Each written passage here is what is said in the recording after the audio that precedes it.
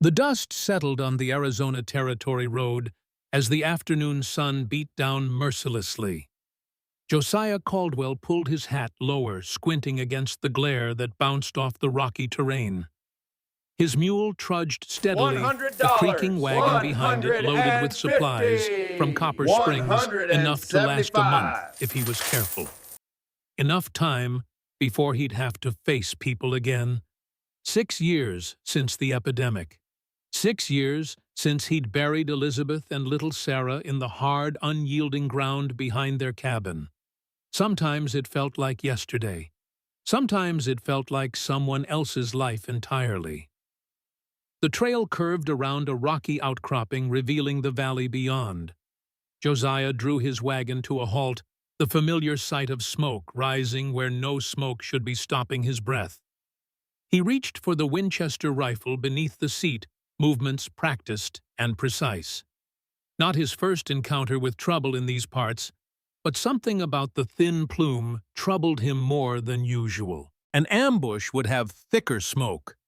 Campfire smoke would be more contained. This was scattered, chaotic, the aftermath of violence. Josiah tied his mule to a mesquite tree and advanced on foot, rifle ready. The wash of scents hit him before he topped the ridge, gunpowder, blood, and death. The familiar battlefield smell he'd hoped never to encounter again after the war. Below him lay the wreckage of what had once been a prison transport. 2 military wagons overturned, 6 bodies sprawled in unnatural positions. Army uniforms on most blue coats now stained dark with blood. 2 others wore prison garb, striped and stiff with grime. Josiah's physician's instincts kicked in before he could stop them. He approached cautiously, checking each man with the detached efficiency that had gotten him through battlefield hospitals. All dead, some for hours. Clean shots, most of them. Professional work, not random bandits. He was turning to leave when he heard a soft exhale, almost imperceptible. Josiah froze, then moved toward the sound coming from behind the second wagon. A woman lay half-concealed beneath the overturned vehicle. Her black hair spread across the dirt like spilled ink. Her wrists were shackled with iron, the chain connecting them smeared with blood, some dried, some fresh. Her prison garb identified her immediately, Apache. Her eyes flickered open when his shadow fell across her face, dark, intelligent eyes that fixed on him with neither hope nor fear, just a flat acknowledgement of his presence. A deep gash across her forehead had bled freely, painting half her face crimson. "Ma'am," Josiah said quietly, crouching beside her. "You're injured." She said nothing, watching him with the wariness of a wounded animal. Her breathing was shallow, each inhale clearly causing pain. Josiah set his rifle down and reached toward her medical training, overriding caution. "I need to check." She recoiled violently, a string of Apache words hissing through her teeth. Though he didn't understand the language, the message was clear enough. "I was a doctor," he said slowly, raising his hands. "During the war. I can help." Her gaze flickered to his rifle, then back to his face. "They will return," she said in accented English, each word measured and deliberate. "They think I am dead. Better that way." "Who will return?" "My brother's men, or the soldiers." She shifted, wincing. "Either way, death." Josiah looked around at the carnage. The way the wagons had been positioned, the precision of the attack, this had been an attempted rescue, not a random assault. And it had gone terribly wrong. He should leave her. By rights, he should ride to Fort Whipple and report finding an escaped prisoner. That was what the law required. That was what was safe. Instead, he found himself studying the wound on her head, the way her breathing hitched, suggesting broken ribs. The bruises on her arms and face that predated the attack. The raw skin beneath the iron shackles. "What's your name?" he asked finally. She watched him for a long moment, as though weighing what the answer might cost her. Nalin, she said at last. Josiah nodded, making his decision before he fully realized it. I'm Josiah Caldwell. My farm's about 5 miles from here. He took off his coat despite the cooling evening air. I'm going to help you into my wagon. You're going to lie down and stay hidden under this until we're well away from here. Surprise flickered across her features. Why would you help me? It was a fair question, one he couldn't fully answer himself. He thought of Elizabeth, of Sarah, of all the people he'd failed to save, of the emptiness of his cabin and the whiskey bottle that helped him sleep. Because nobody else will, he said finally, and reached for the shackles. The cabin stood solitary against the darkening sky, weathered pine walls, bearing the marks of 6 harsh Arizona winters. No welcoming lamplight spilled from its windows, no smoke curled from the stone chimney. It sat as it always did, patient, empty, waiting for a family that would never return. Josiah guided the mule around to the back, where a small barn offered shelter for the animal and the wagon. The woman, Nayland, had remained silent throughout the journey, though her eyes stayed alert, cataloging every landmark, every turn of the trail. "We're here," he said unnecessarily as he brought the wagon to a halt. "Let me help you down." She made no move to accept his assistance, instead sitting up slowly, her shackled hands cradled against her chest. The dried blood on her face had cracked, giving her the appearance of a ritual mask. Her dark eyes swept over the humble property, the cabin, the small fenced garden plot, the lean-to woodshed. "No neighbors," she observed. "None for miles," Josiah confirmed, understanding the real question. "We won't be disturbed." Something that might have been relief softened her features momentarily before the mask of caution returned. She eased herself to the edge of the wagon bed, then hesitated, the chain between her wrists clinking softly. Josiah cleared his throat. "I have tools in the barn. I can remove those if you'll allow it." Nayland studied him, her gaze unflinching. "Why would you do this? You know what I am." "I know you're a prisoner. I don't know your crime." "Being Apache is crime enough for your people." Josiah couldn't argue with that. The uneasy peace between the native tribes and the settlers was built on broken promises and spilled blood. The Army's policy toward hostile Indians was rarely one of mercy. "I'm not my people," he said finally. "I'm just a farmer." Her lips curved slightly, not quite a smile. "No," she said. "You have doctor's hands. You have soldier's eyes." Before he could respond, she slid from the wagon with surprising grace, despite her injuries landing lightly on her feet. She swayed briefly, then steadied herself, refusing to show weakness. Josiah led her into the cabin, lighting a lamp as shadows lengthened. The interior was spare, a wooden table with 2 chairs, a cast-iron stove, shelves with a few books, and basic provisions. A narrow bed occupied one corner, covered with a faded quilt. The opposite wall held a workbench strewn with tools and half-finished carpentry projects. "Sit," he said, gesturing to one of the chairs. "I'll fetch water and my medical supplies." When he returned with a basin of water and a leather satchel, Nalin had not moved from where she stood, taking in every detail of the room. "Your wife?" she asked, nodding toward a small framed daguerreotype on the shelf, the only personal item visible in the cabin. Josiah set down the basin harder than intended, water sloshing over the sides. "Yes," he said curtly, "and my daughter." "They are gone." It wasn't a question. Josiah busied himself with arranging his supplies, avoiding her piercing gaze. "Smallpox, 6 years ago."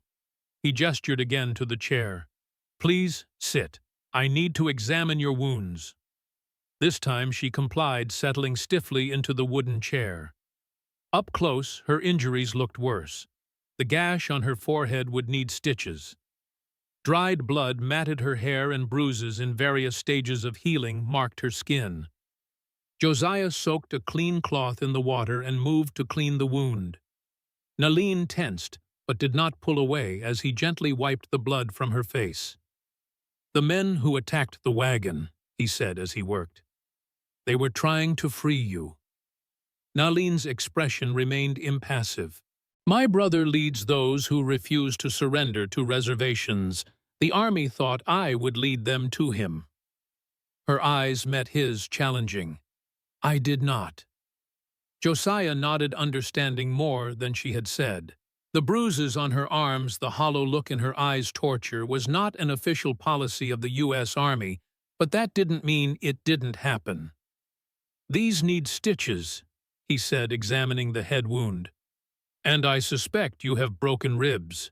I'll need to—" He gestured awkwardly toward her torso. "Do what you must," she said, her voice flat. "I have endured worse." The simple statement hung between them, heavy with implication. Josiah swallowed hard and reached for his suture kit. As he worked, memories he'd long suppressed flooded back the field hospitals during the war, the endless stream of broken bodies, the screams that sometimes still woke him in the night. His hands moved with the certainty of long practice, cleaning, suturing, bandaging. Naline remained silent throughout, her only reactions, slight tightening around her eyes when pain became too intense. When he finished with the head wound, he hesitated. "I need to check your ribs," he said. "I'll be respectful." She gave a brief nod. Josiah carefully lifted the rough prison shirt just enough to examine her rib cage. Dark bruises spread across her skin like storm clouds. His fingers moved methodically, probing gently. "Too broken," he confirmed. "I'll bind them. It will make breathing easier." When he had finished, Naline looked marginally better, though exhaustion shadowed her eyes. Josiah fetched the tools from the barn, a hacksaw and metal file, and set to work on the shackles. The iron was thick but poorly made, and after 20 minutes of persistent effort, the chains fell away. Naline rubbed her raw wrists, looking at the fallen shackles with an expression that bordered on disbelief. "Why are you doing this?" she asked again, her voice barely above a whisper. Josiah gathered the broken restraints. "I'll bury these behind the barn," he said, not answering her question. "Are you hungry?" "I don't have much, but there's stew from yesterday." Later, after she had eaten a small portion of the stew, and he had settled her in his bed, despite her protests that she would sleep on the floor, Josiah sat at the table with a glass of whiskey. The amber liquid caught the lamplight as he swirled it, contemplating the enormity of what he had done. Harboring an escaped prisoner was a hanging offense. If she was connected to attacks on settlers, as her brother apparently was, he could be charged as an accomplice. At the very least, he'd lose his land, possibly face prison himself. He drained the glass in one swallow, welcoming the familiar burn. Across the room, Naline lay still beneath the quilt, but he could tell by her breathing that she wasn't asleep. "To answer your question," he said quietly, knowing she could hear him, "I don't know why I'm doing this. Maybe because I couldn't save my family. Maybe because I've seen too many people die." He poured another measure of whiskey. "Or maybe I'm just tired of being alone." There was no response from the bed. After a while, Josiah extinguished the lamp and stretched out on the floor near the stove, using his coat as a blanket. Sleep, as usual, was slow to come. Sheriff Walter Morrison hitched his gun belt higher on his substantial waist and squinted at the distant figure approaching on horseback. The red dust kicked up by the horse's hooves created a halo around the rider, obscuring details until the man was almost upon the town limits. "Lieutenant Hayes," Morrison said as the rider drew his mount to a halt, "wasn't expecting to see Army personnel today." Hayes dismounted in a fluid motion that spoke of years in the saddle. He was a lean man with hard eyes and a carefully trimmed mustache, his blue uniform immaculate despite the dust of the trail.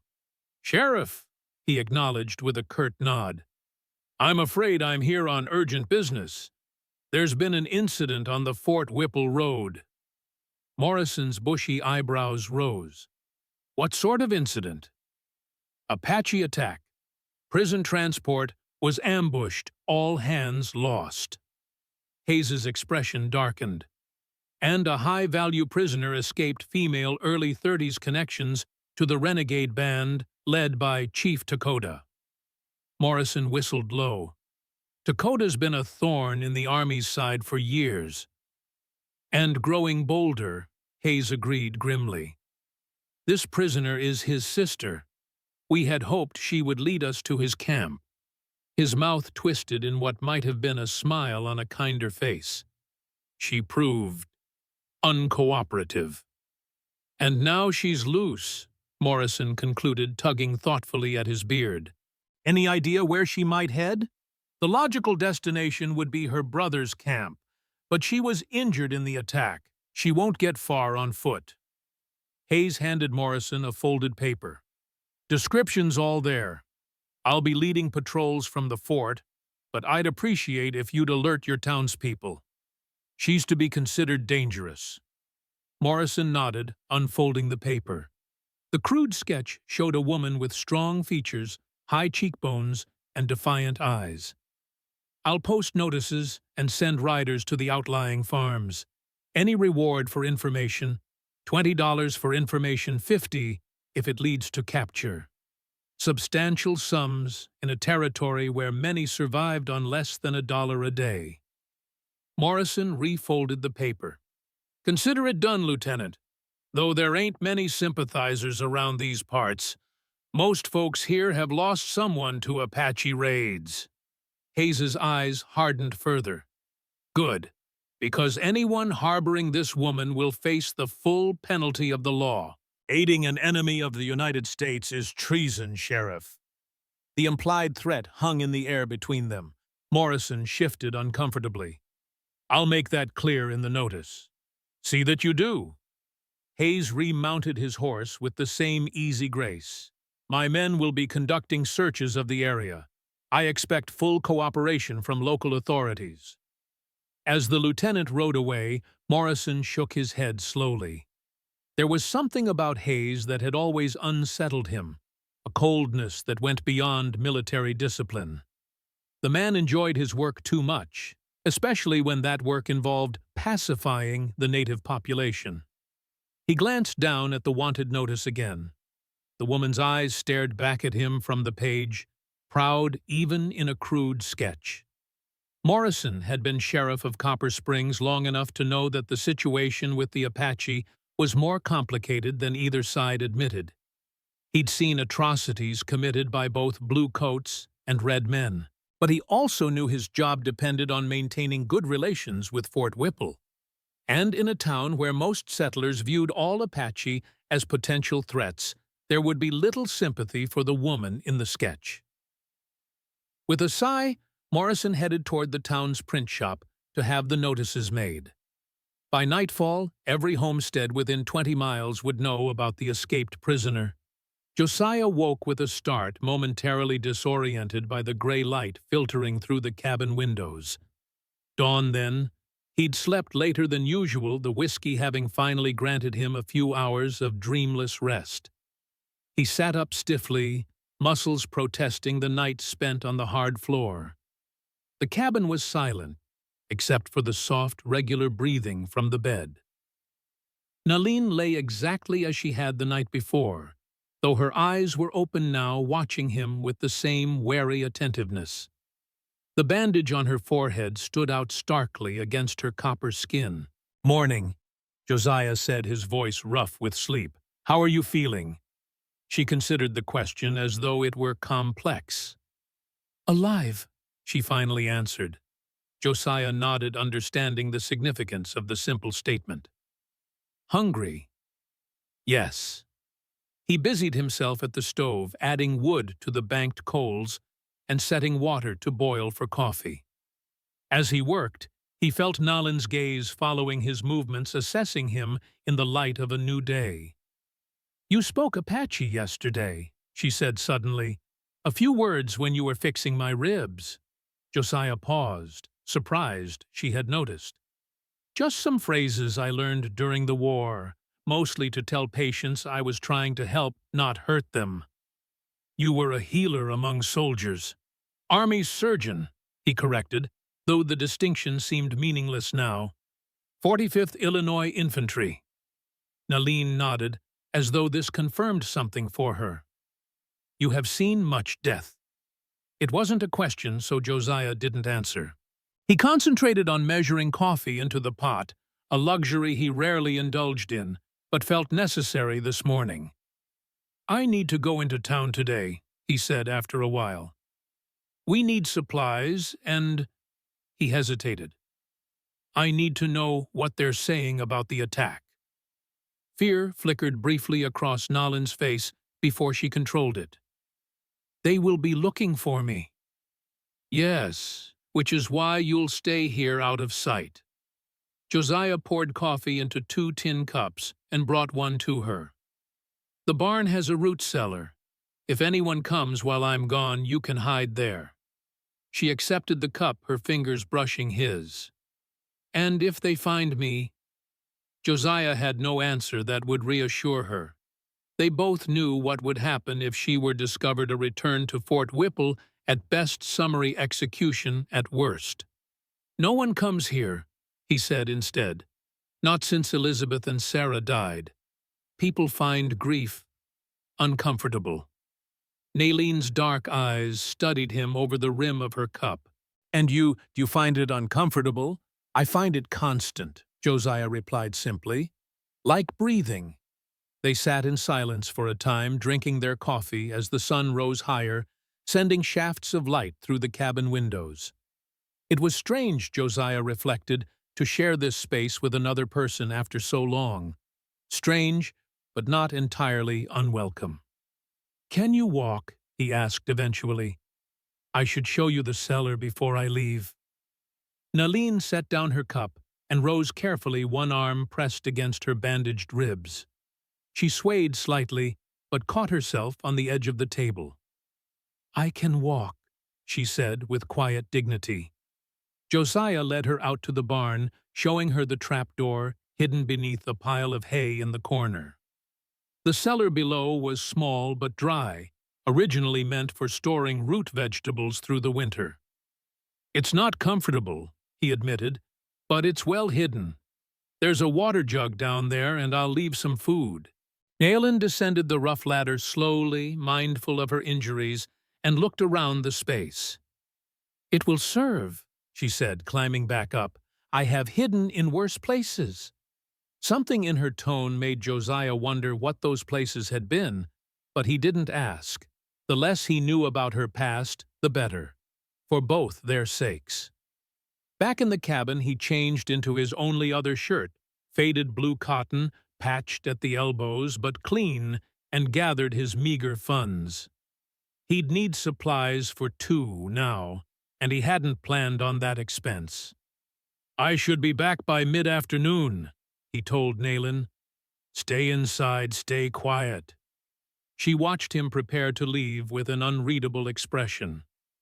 "Why do you trust that I will be here when you return?" It was a fair question. She could easily take what food and valuables he had and disappear. She could set fire to his home out of revenge against white settlers. She could be halfway to her brother's camp by the time he returned.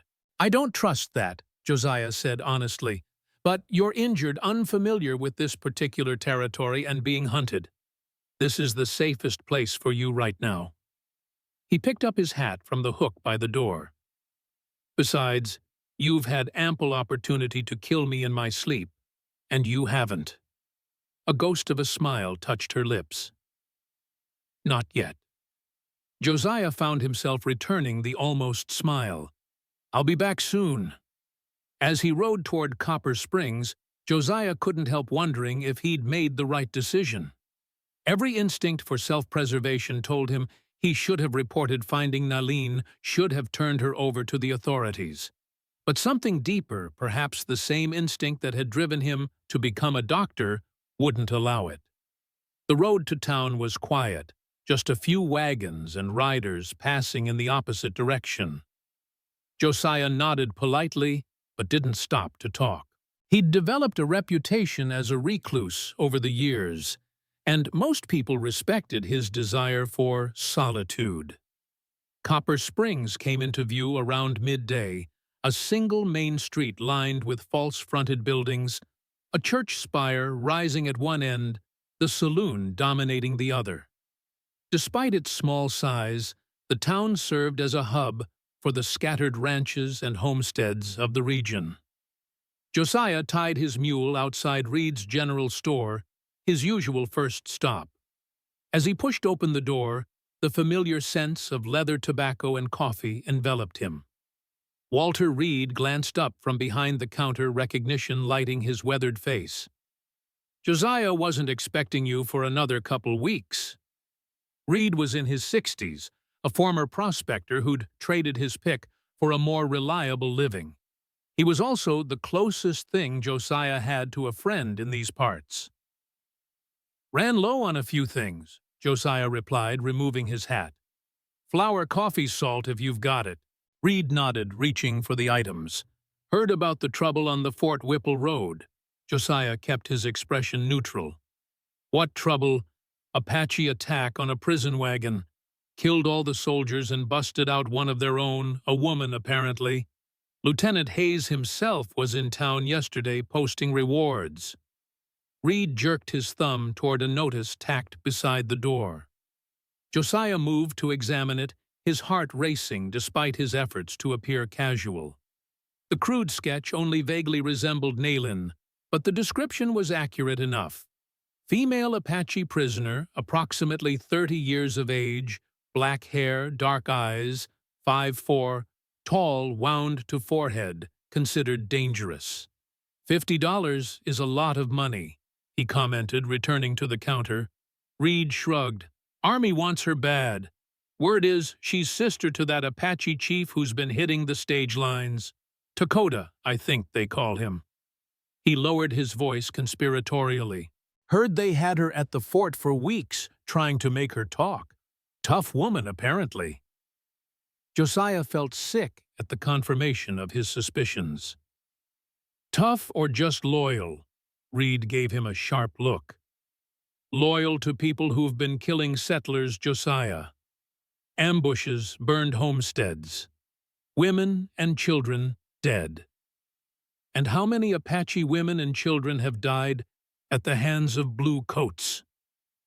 The words were out before Josiah could stop them. A tense silence fell between them. Reed studied his old friend for a long moment. "War changes a man," he said, finally, his tone softer. "I know you saw things during the rebellion that haunted you, but this is different. These people aren't soldiers in a declared war. They're savages they're people defending their land," Josiah interrupted, then sighed, running a hand through his hair. "I'm sorry, Walter. I didn't come here to argue politics." Reed nodded slowly.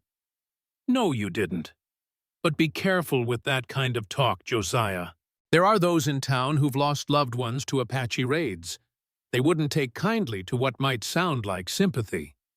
The store owner began gathering Josiah's requested items, adding them to a tally on a scrap of paper. "Anything else you need?" Josiah hesitated. "Some bandages if you have them. And laudanum." Reed's eyebrows rose. "Hurt yourself?" "Old war wound acting up," Josiah lied smoothly. "Weather changes this time of year." If Reed doubted the explanation, he didn't show it. He added the medical supplies to Josiah's order. "That'll be $4.35. As Josiah counted out the money, the store door opened, admitting Sheriff Morrison. The lawman paused when he spotted Josiah, then approached with a nod of greeting. "Dr. Caldwell, don't often see you in town these days." Josiah had given up correcting people about the doctor title years ago. Sheriff, just picking up supplies. Morrison glanced at the items on the counter. I see. Happened to be riding the Fort Whipple Road yesterday, by any chance? Josiah's stomach tightened, but he kept his expression neutral. No. Came in from the east as usual. Why do you ask? The sheriff shrugged, hooking his thumbs in his belt. Just checking with folks who might have been in the area. There was an incident. The Apache attack, Josiah supplied. Walter was just telling me. Ah, well, if you see anything suspicious or any sign of the escaped prisoner, you'll report it right away. I trust. Of course, Josiah agreed, not quite meeting the sheriff's eyes. Morrison seemed satisfied. Good man. Lieutenant Hayes has men combing the countryside, but an extra pair of eyes never hurts. He tipped his hat to Reed. Walter, I'll have that coffee now, if you don't mind. As the sheriff moved to the other end of the counter, Josiah gathered his purchases. Thanks, Walter. See you next time. Outside, Josiah secured his supplies to the mule's saddle, his mind racing. The army was taking Nolan's escape seriously enough to have patrols searching the area. It was only a matter of time before they expanded their search to include more remote homesteads like his. He was about to mount up when a commotion down the street caught his attention. A small crowd had gathered outside the saloon, voices raised in anger. Curiosity overcoming caution, Josiah led his mule closer. At the center of the crowd stood Lieutenant Hayes, his uniform pristine despite the dusty surroundings. Beside him, two soldiers held a man between them, Mexican by the look of him, his face bloodied, clothes torn. This man, Hayes was saying, his voice carrying clearly, was found with items stolen from the ambushed wagon. When questioned, he admitted to trading with the Apache band responsible. Murmurs rippled through the gathered townspeople. Josiah edged closer, strained to hear. The Army appreciates the cooperation of Copper Springs citizens in our efforts to bring these savages to justice, Hayes continued. Remember $50 to anyone who provides information leading to the capture of the escaped prisoner. His cold eyes swept the crowd. And a reminder that harboring enemies of the United States is treason punishable by hanging. The threat hung in the air, explicit and chilling. Josiah felt exposed suddenly, as though his guilt were written across his face for all to see. He turned away, mounting his mule, with hands that weren't quite steady. As he rode out of town, he couldn't shake the image of the Mexican man's battered face, or the cold efficiency with which Hayes had made his point. The message had been clear. This was what happened to those who sided with the Apache. This was what awaited anyone who helped Nalin. And if they discovered what Josiah had done, he had no doubt his fate would be even worse. When Josiah returned to the cabin, he found it apparently empty, the door closed as he had left it. For a moment, panic seized him. Had Nalin fled? Had she been discovered? Nalin, he called softly, setting down his supplies. Movement from the corner drew his attention. She emerged from the shadows, a kitchen knife held low at her side. When she recognized him, she lowered the blade but didn't set it down. "You came back," she said, surprise evident in her voice. "I said I would." Josiah busied himself unpacking the supplies, hiding the relief he felt at finding her still there. "Did anyone come while I was gone?" No. She watched him work, still keeping her distance. "What did you learn in town?" Josiah paused, considering how much to tell her. Honesty seemed the best policy. "They're looking for you. Army patrols, rewards posted. Your brother's name was mentioned, Dakota." Nalin's expression tightened at the name. "And what will you do with this information? $50 would buy many supplies." "I didn't bring you here to turn you in," Josiah said quietly. "I brought medicine for your wounds. And food." He held out the small bottle of laudanum. Nalin approached cautiously, taking it from his hand without touching him. She examined the label, then looked up with questioning eyes. For pain, Josiah explained. A few drops in water when it gets bad. Not too much, it's powerful. She nodded, setting the bottle on the table. Thank you. The simple words seemed to cost her, and Josiah understood why. Gratitude created obligation, and obligation was dangerous for someone in her position. You need to rest, he said, changing the subject. Your body needs time to heal. And then what? Nalin asked, her dark eyes searching his face. You cannot keep me here forever, and I cannot stay. It was the question Josiah had been avoiding since he'd found her. What was the end game here? Help her recover, then send her on her way to where her brother's camp would be the obvious destination, but finding it meant venturing deep into hostile territory. And if she were recaptured... One day at a time, he said finally. For now, you need food and rest. Tomorrow we'll change your bandages. After that... He shrugged. We'll see. It wasn't much of a plan, but it was all he had to offer. Surprisingly, Nalin seemed to accept it. She returned to the bed without further comment, the knife still clutched in her hand. Josiah didn't ask her to relinquish it. In her position, he'd want a weapon too. As evening fell, he prepared a simple meal of beans and cornbread. Nalin ate sparingly, as though unused to regular meals. When she finished, she remained at the table watching as Josiah cleaned their plates. You have questions, she said abruptly. Josiah glanced at her, surprised by the invitation to converse. Yes? Ask them. He dried his hands on a towel, considering where to begin. Why were you arrested? I wasn't arrested. I was taken. Nalin's voice was matter-of-fact. 4 soldiers came to the trading post where I was buying cloth. They knew who I was. They knew my brother. And they thought you could lead them to him. She nodded. Dakota has been troublesome for them. He refuses to accept reservation life. He fights. The raids on settlements.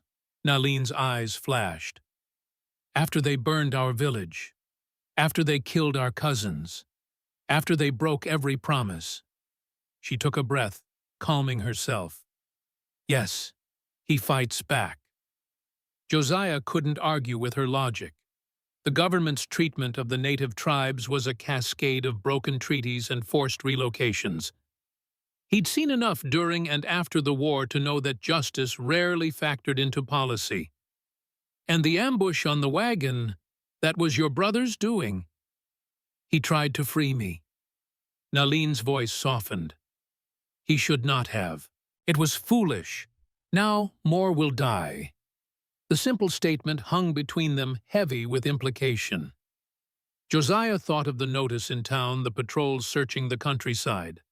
More would indeed die on both sides. Why didn't you escape during the ambush? He asked. If your brother's men were there...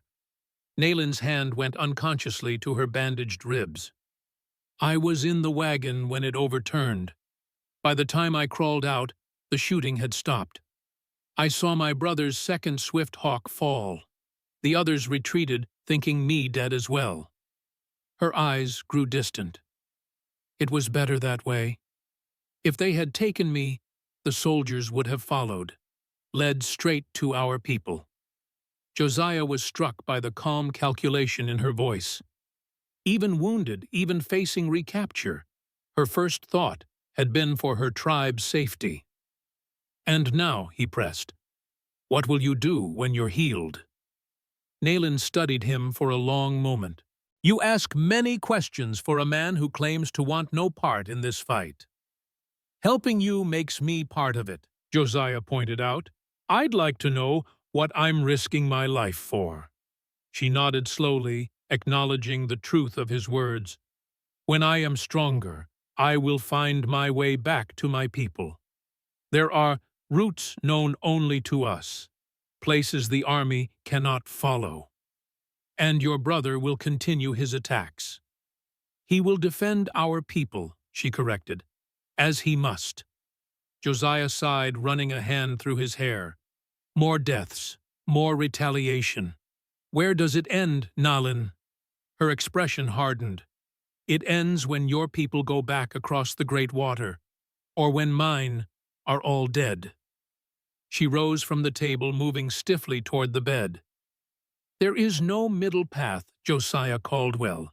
Not anymore. He watched her go, unable to formulate a reply. She was right, of course.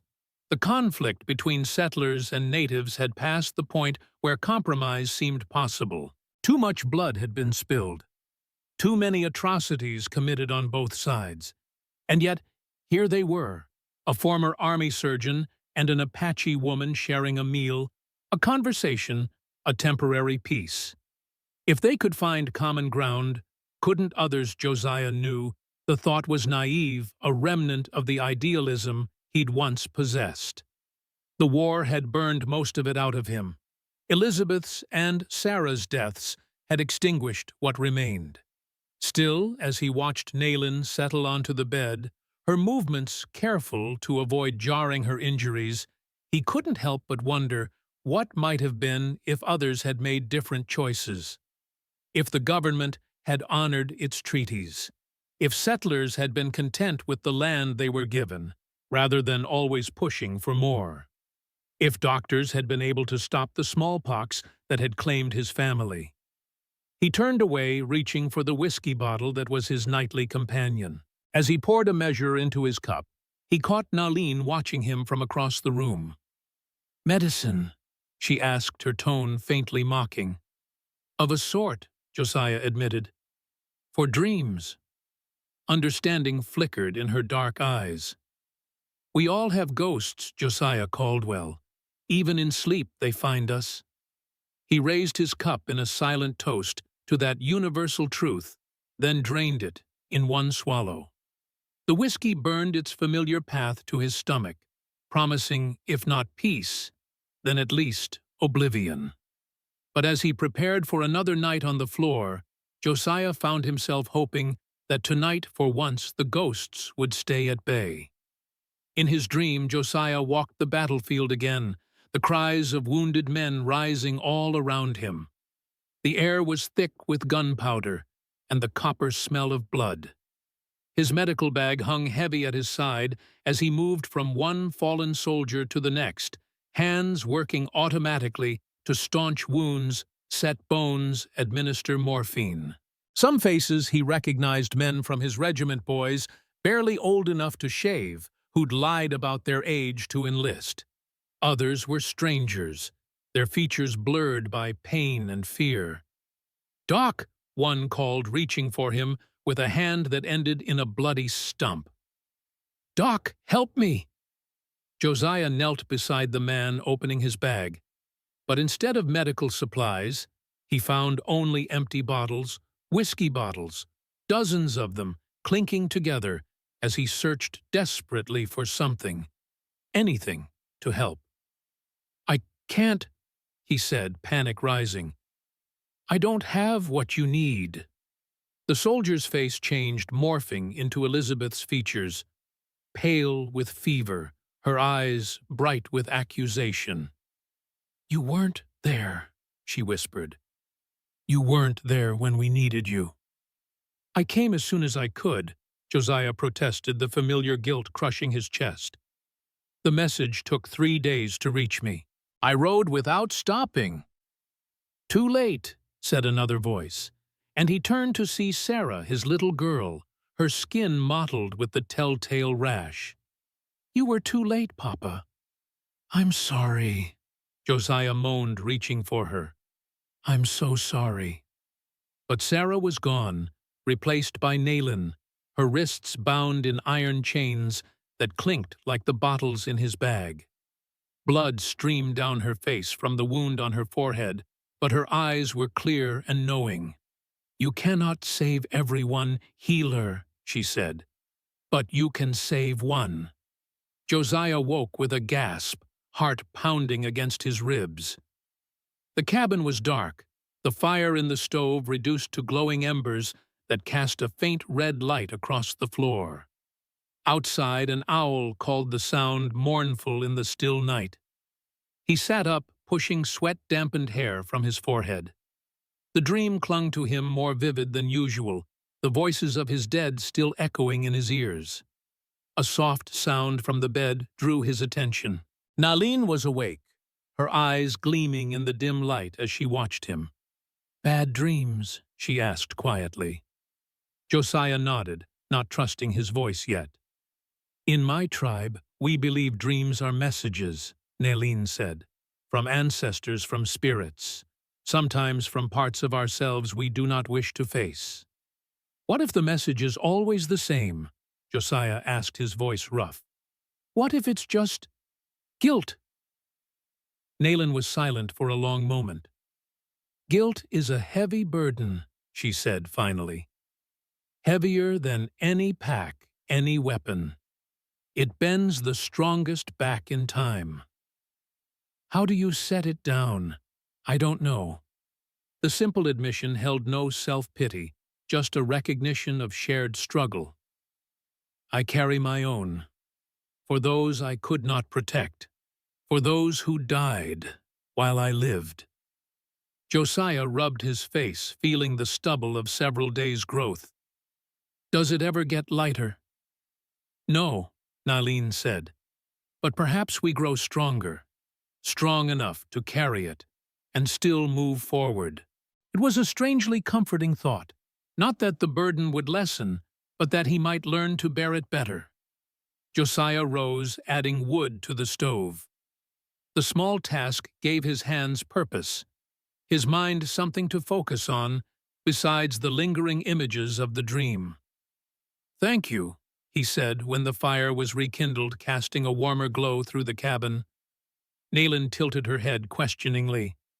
"For not saying it wasn't my fault," Josiah clarified. "Everyone else did. You couldn't have known. You couldn't have gotten there faster. You couldn't have saved them even if you had." He shook his head, as if that made it better somehow. "It is your burden," Nalin said simply. "No one can tell you how heavy it should be." They fell silent, the crackling of the fire the only sound in the small cabin. Outside, the night continued its course, stars wheeling slowly overhead, the moon casting silver light across the Arizona landscape. Two strangers from opposing worlds sharing the quiet dark, each carrying weights the other could recognize but not lift. It was, Josiah reflected, perhaps the closest thing to understanding he'd found since burying his family. Not peace, not redemption, but a momentary respite in the long night of guilt. For now, it was enough. Days passed as Nalin recovered. By the fourth day, she moved about the cabin freely, despite occasional pain in her ribs. Josiah continued his farm chores, while she observed, gradually asking more about his past. Their conversations deepened. He shared his childhood in Illinois and medical training in Chicago, while she spoke of life with her tribe before conflicts with settlers and her role as a healer. On the fifth day, Josiah returned to find Nalin outside, face tilted toward the sun, wearing his old shirt with sleeves rolled up and her hair tied back. "You shouldn't be outside," he said mildly. "Someone might see." "The nearest neighbor is miles away," she replied, "and your garden needs water." She was right. He'd neglected his usual tasks. When she offered to help, he recognized her need for purpose. "All right," he agreed. "But if it hurts, stop. Doctor's orders." A hint of a smile touched her lips. "Yes, healer." As they worked side by side in the garden, Josiah found the scene strangely affecting an Apache woman and a former Union surgeon tending vegetables together like any settler couple.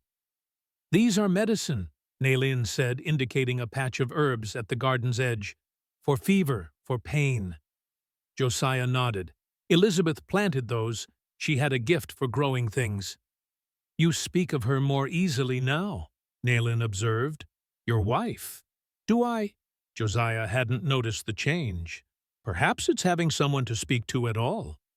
Naline's dark eyes studied him thoughtfully. Silence can be another kind of prison. Before Josiah could respond, the distant sound of hoofbeats made them both freeze. He grabbed Naline's arm, pulling her toward the cabin. "Inside! Quick!" She didn't argue, slipping through the door as Josiah scanned the horizon. A single rider approached from the direction of town, still too distant to identify. Josiah's hand went instinctively to the revolver at his hip. "Cellar," he said when Naline hesitated inside the cabin. "Now, and stay quiet no matter what you hear." She nodded, moving swiftly despite her injuries. Josiah waited until she'd disappeared through the trapdoor in the barn before returning outside, assuming a casual posture as he continued to water the garden. As the rider drew closer, Josiah recognized Walter Reed's elderly mare. The store owner pulled up at the edge of the yard, raising a hand in greeting. "Afternoon, Josiah," Reed called. "Hope I'm not intruding."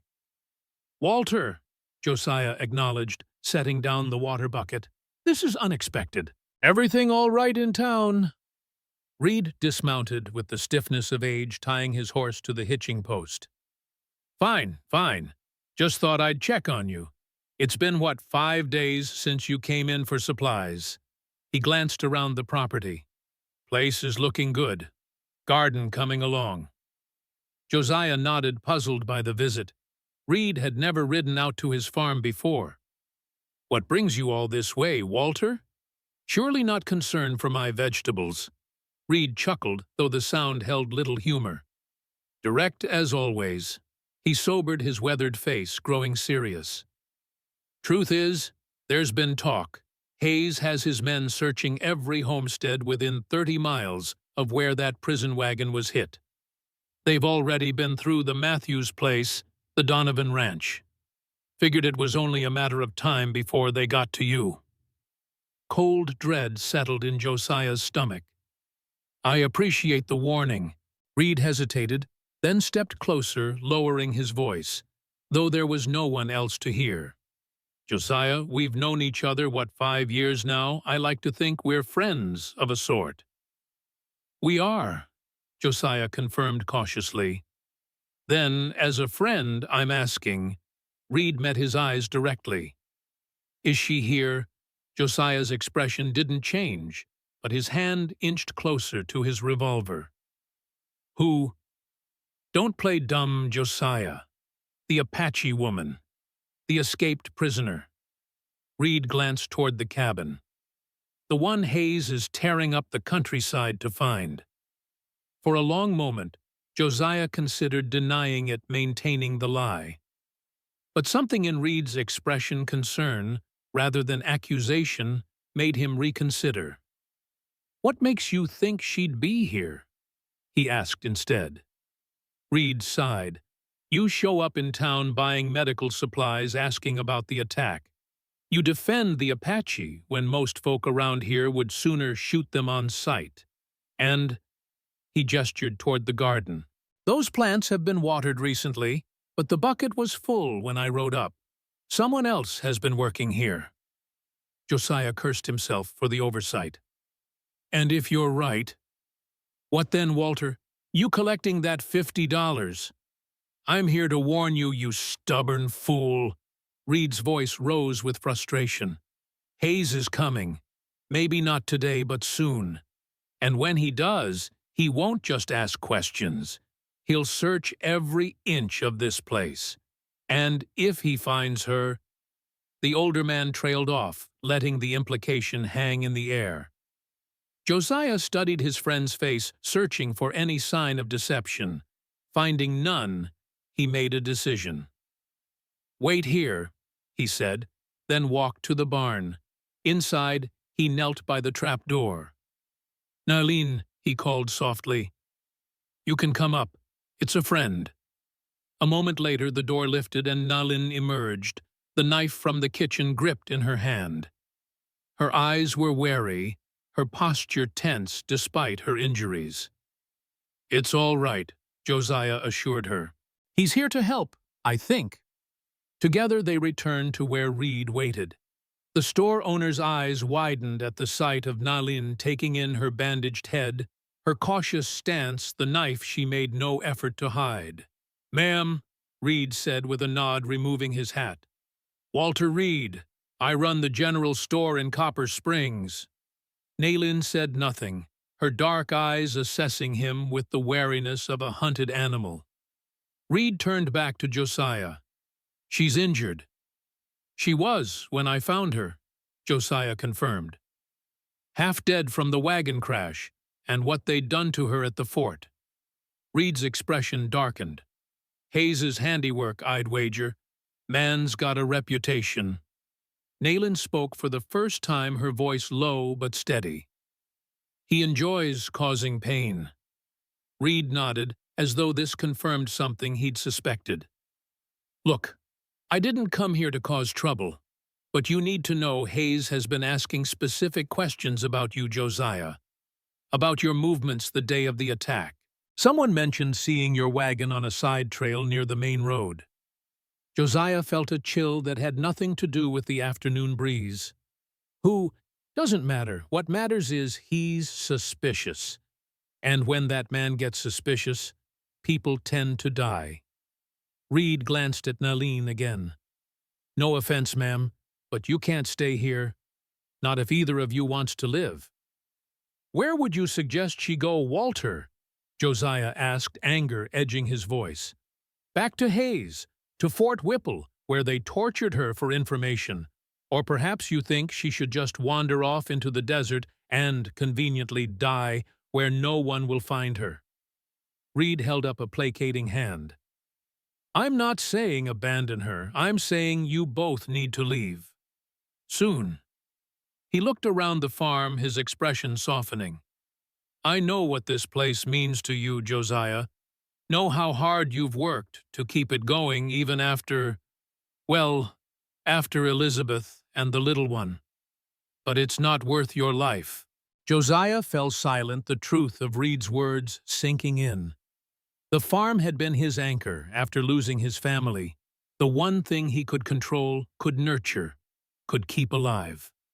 The thought of abandoning it felt like another failure, another loss. "Where would we go?" Nylon asked, breaking the silence.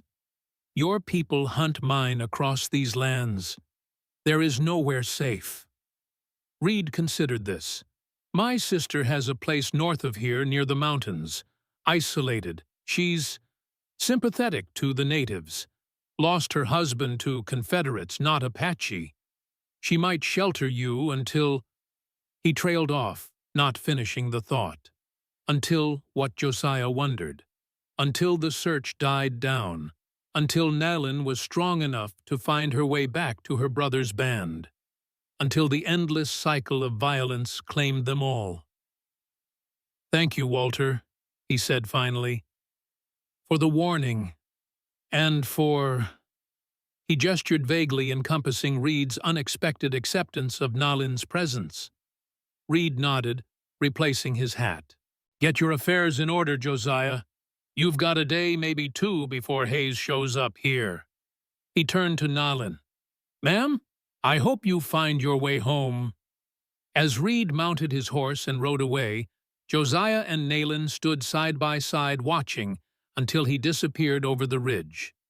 The afternoon sun cast long shadows across the yard, the peaceful scene at odds with the urgency of their situation. "Do you trust him?" Nalin asked quietly. Josiah considered the question. "Yes," he said finally. "Walter's a good man, better than most. He risks much by warning you." "He does." They fell silent, contemplating the choice before them.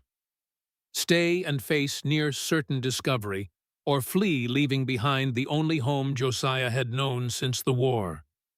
"You should not have to leave your land," Nalin said, surprising him. "This is not your fight." Josiah turned to look at her. Truly, look at her, perhaps for the first time. The proud set of her shoulders despite her injuries. The intelligence in her dark eyes. The quiet dignity that no amount of mistreatment had been able to erase. "I made it my fight," he said simply, "the moment I decided to help you." In that moment, standing in the yard of the home he'd built with Elizabeth, surrounded by the garden she'd planted, and the life they'd planned together, Josiah felt something shift inside him. The crushing weight of guilt and grief didn't disappear. He doubted it ever would. But alongside it, something else took root. Purpose. A reason to move forward beyond mere survival. "We'll leave tomorrow," he decided. "At dawn. Pack only what we can carry, on the mule." Nayland studied him, her expression unreadable. "You would give up all this, for a stranger, for an enemy." Josiah looked around at his small farm, the cabin, the garden, the barn. What had once been a sanctuary had become over the years another kind of prison. A place to hide from the world, from connection, from the risk of caring again. "Maybe it's time I stopped hiding," he said more to himself than to Nalin. "Maybe there are things worth fighting for after all." Her hand touched his arm briefly, the gesture so unexpected that Josiah almost flinched. "Thank you," she said simply. He nodded, unable to find words for the complex emotions churning within him, fear, certainly, but also a strange exhilaration. For the first time in 6 years, he was making a choice that wasn't dictated by grief or guilt. Whether it was the right choice remained to be seen. But as they turned toward the cabin to begin preparations for their journey, Josiah felt more alive than he had since the day he'd buried his family. Whatever came next, pursuit, danger, possibly death. At least he was facing it on his own terms, with purpose, with a chance, however small, to make a difference in one person's life. For now, that was enough. Dawn broke cold and clear, painting the eastern sky in bands of gold and crimson. Josiah stood on the porch of the cabin, perhaps for the last time, and watched as the first rays of sunlight touched the garden Elizabeth had planted. The beans needed another week before harvest. The corn might never reach full height. Nature didn't care about human plans or interrupted lives. Behind him, the cabin door opened. Nalin emerged, dressed in the clothes they'd cobbled together, one of his shirts belted at the waist, and a pair of trousers he'd hastily altered the night before. Her long black hair was braided and tucked beneath a wide-brimmed hat that shadowed her features. At a distance, she might pass for a Mexican farmhand or a young man. "The mule is packed," she said quietly. Josiah nodded, unable to speak past the tightness in his throat. He'd spent the night sorting through 6 years of accumulated possessions, deciding what was essential enough to carry and what must be left behind. In the end, his life had distilled to remarkably little medical supplies, ammunition, basic tools, a change of clothes, Elizabeth's daguerreotype, and Sarah's wooden doll. Everything else, the furniture he'd built by hand, Elizabeth's quilt, the books he'd collected, would remain awaiting Lieutenant Hayes's inevitable search. Or perhaps Reed would return for them if Josiah sent word when they reached safety. If they reached safety. "We should go," Nalin said, her voice gentle but insistent, "while the light is still low." Josiah took one last look at the small farm he'd poured his grief and labor into for 6 years. Then he turned away, his decision made. "You're right. Let's go." They set off northward, Josiah leading the laden mule Nalin walking beside him. The terrain grew increasingly rugged as they left the valley skirting the eastern edge of the mountains, where Reed had said his sister's place could be found. They avoided the main trails, keeping to deer paths and dry creek beds where their tracks would be harder to follow. By midday, the sun beat down mercilessly. Josiah called a halt in the shade of a rock outcropping, offering Nalin the water skin. "How are your ribs?" he asked as she drank. "They pain me," she admitted, handing back the water. "But I can continue." Josiah studied her face, noting the lines of tension around her eyes, the thin sheen of sweat on her brow. The journey was taking its toll, but he knew better than to suggest she couldn't manage it. Reed said his sister's place is near a distinctive rock formation, 3 spires that look like fingers reaching for the sky. He scanned the horizon. Should be visible from higher ground. Nalin shaded her eyes, looking north. There is a vantage point, she said, pointing to a ridge about half a mile distant. I will scout ahead while you rest the mule. Before Josiah could object, she was moving away, her gait smooth despite her injuries. He watched her climb the rocky slope with the sure-footedness of someone born to this terrain. Alone with the mule, Josiah allowed himself a moment of doubt. Was he making the right choice, abandoning his home, risking his life for a woman he barely knew, potentially becoming a fugitive? None of this had been in his plans when he'd settled in Arizona territory. Yet watching Nalin's solitary figure against the vast landscape, he felt a certainty that transcended logic. Whatever the outcome, he was where he needed to be. She returned 20 minutes later, moving with quiet urgency. "Riders," she said without preamble, 3 coming from the east, following our trail. Josiah felt a chill despite the desert heat. "Haze, army uniforms. One matches the man who questioned me at the fort." Her expression hardened. "We must move quickly. There is a ravine to the north that will hide our tracks if we can reach it." They pushed on, abandoning the rest stop, driving the mule as fast as it would go over the rough terrain. Nalin led the way, her earlier fatigue seemingly forgotten in the face of immediate danger.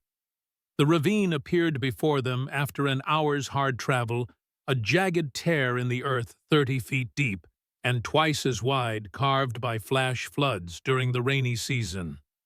A narrow game trail wound down one side and up the other. "The mule cannot make that descent," Josiah said, eyeing the steep path. Nalin studied the ravine, then turned to him with a grim expression. "We must leave it. Take only what we can carry." Josiah hesitated. The mule represented not just transportation, but survival, carrying water supplies and gear too heavy for human backs. Without it, their chances diminished significantly. But Nalin was right. The animal couldn't navigate the steep trail, and continuing along the edge of the ravine would leave them exposed. Quickly, they redistributed the most essential supplies into 2 packs. Josiah took the heavier load, including the rifle and most of the ammunition. Nalin shouldered a smaller pack containing food, medical supplies, and a canteen. Josiah slapped the mule's flank, sending it trotting back the way they had come. With luck, the pursuing soldiers would follow the animal's more obvious tracks, buying them precious time. The descent into the ravine was treacherous, loose stones skittering underfoot, the path barely wide enough for a single person. Josiah went first, testing each step before committing his weight. Behind him, Nalin moved with greater agility, despite her injuries, her moccasined feet finding purchase where his boots slipped. At the bottom, a trickle of water wound through sand and gravel remnants of the last rainfall. The walls of the ravine rose around them, providing momentary shelter from both sun and pursuit. "Which way?" Josiah asked, looking up and down the winding gash in the earth. Nalin oriented herself quickly. "North still," she said, pointing upstream. "The fingers of rock should lie in that direction." They continued along the ravine floor, moving faster now on the relatively level ground. The walls provided shade, making the heat more bearable, though the air was still and stifling. After an hour of steady progress, the ravine widened, the walls gradually sloping down until they emerged onto a plateau dotted with juniper and pinon pines. And there, rising from the landscape like sentinels, stood 3 slender rock formations the fingers Reed had described. "We made it," Josiah said, relief washing through him. Nalin didn't share his optimism. "We are exposed here," she said, scanning the horizon, "and we do not know where this cabin lies." She was right. The plateau stretched for miles, broken only by scattered rock formations and the occasional tree. A cabin could be hidden anywhere in this vast expanse. Reed said it was near a spring in sight of the Three Fingers, Josiah recalled. Water means vegetation. Look for a concentration of trees or greener area. They studied the landscape together, both aware that each minute in the open increased their vulnerability. Finally, Nayland pointed to a distant cluster of trees, darker and denser than the surrounding vegetation. There, that suggests water. With renewed purpose, they set off toward the green patch. As they drew closer, the distinctive outline of a small cabin emerged from among the trees. Smoke rose from a stone chimney. Someone was home. Josiah felt his pulse quicken. Would Reed's sister welcome them, or had the storekeeper overestimated his siblings' hospitality? They were about to find out. They approached cautiously, Josiah leading the way this time. When they were within 100 yards of the cabin, a voice rang out. "That's far enough. State your business." A woman stood on the porch, a shotgun leveled at them. She was tall and lean, her gray-streaked hair pulled back in a severe bun. Despite her age, somewhere in her 60s, Josiah guessed she held the weapon with the steady hands of someone accustomed to its use. Josiah raised his hands slowly. "Ma'am, I'm Josiah Caldwell. Walter Reed sent us. Said you might offer shelter to those in need." The woman's expression didn't change, the shotgun unwavering. "My brother's always picking up strays. What kind of trouble are you in?" "The kind that wears a blue uniform and answers to Lieutenant Hayes," Josiah replied honestly. At the mention of Hayes, something flickered in the woman's eyes, recognition and perhaps a shared antipathy. Her gaze shifted to Nayland, taking in her disguise, the bandaged head visible beneath the hat brim. "You're the Apache woman they're hunting," she said. It wasn't a question. Nayland met her gaze steadily, but said nothing. After a long, tense moment, the woman lowered the shotgun. "I'm Margaret Dawson. Reed's my half-brother. He sent a rider last night to say you might be coming." She gestured toward the cabin. "Best come inside. You look dead on your feet, both of you." Relief washed through Josiah, his legs suddenly weak with it. They'd made it. For now, at least, they were safe. The cabin's interior was simple but comfortable. A single room with a stone fireplace at one end, a sturdy table, and chairs, shelves lined with books and jars, and a curtained-off sleeping area. Despite its remoteness, there were touches of civilization: a Turkish carpet on the wooden floor, a cuckoo clock on the wall, framed photographs on the mantel. Margaret moved with brisk efficiency, stoking the fire and setting a kettle to boil. "Sit," she instructed, indicating the chairs. "You must be exhausted." They complied gratefully, shedding their packs. Josiah felt the day's exertion catch up with him all at once, his muscles aching from the unaccustomed hike, his skin tight with sunburn.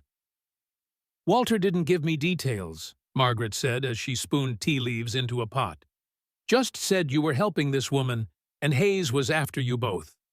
Josiah glanced at Nayland, who sat with her hands folded in her lap, alert despite her fatigue. How much should they reveal? How much could they trust this stranger?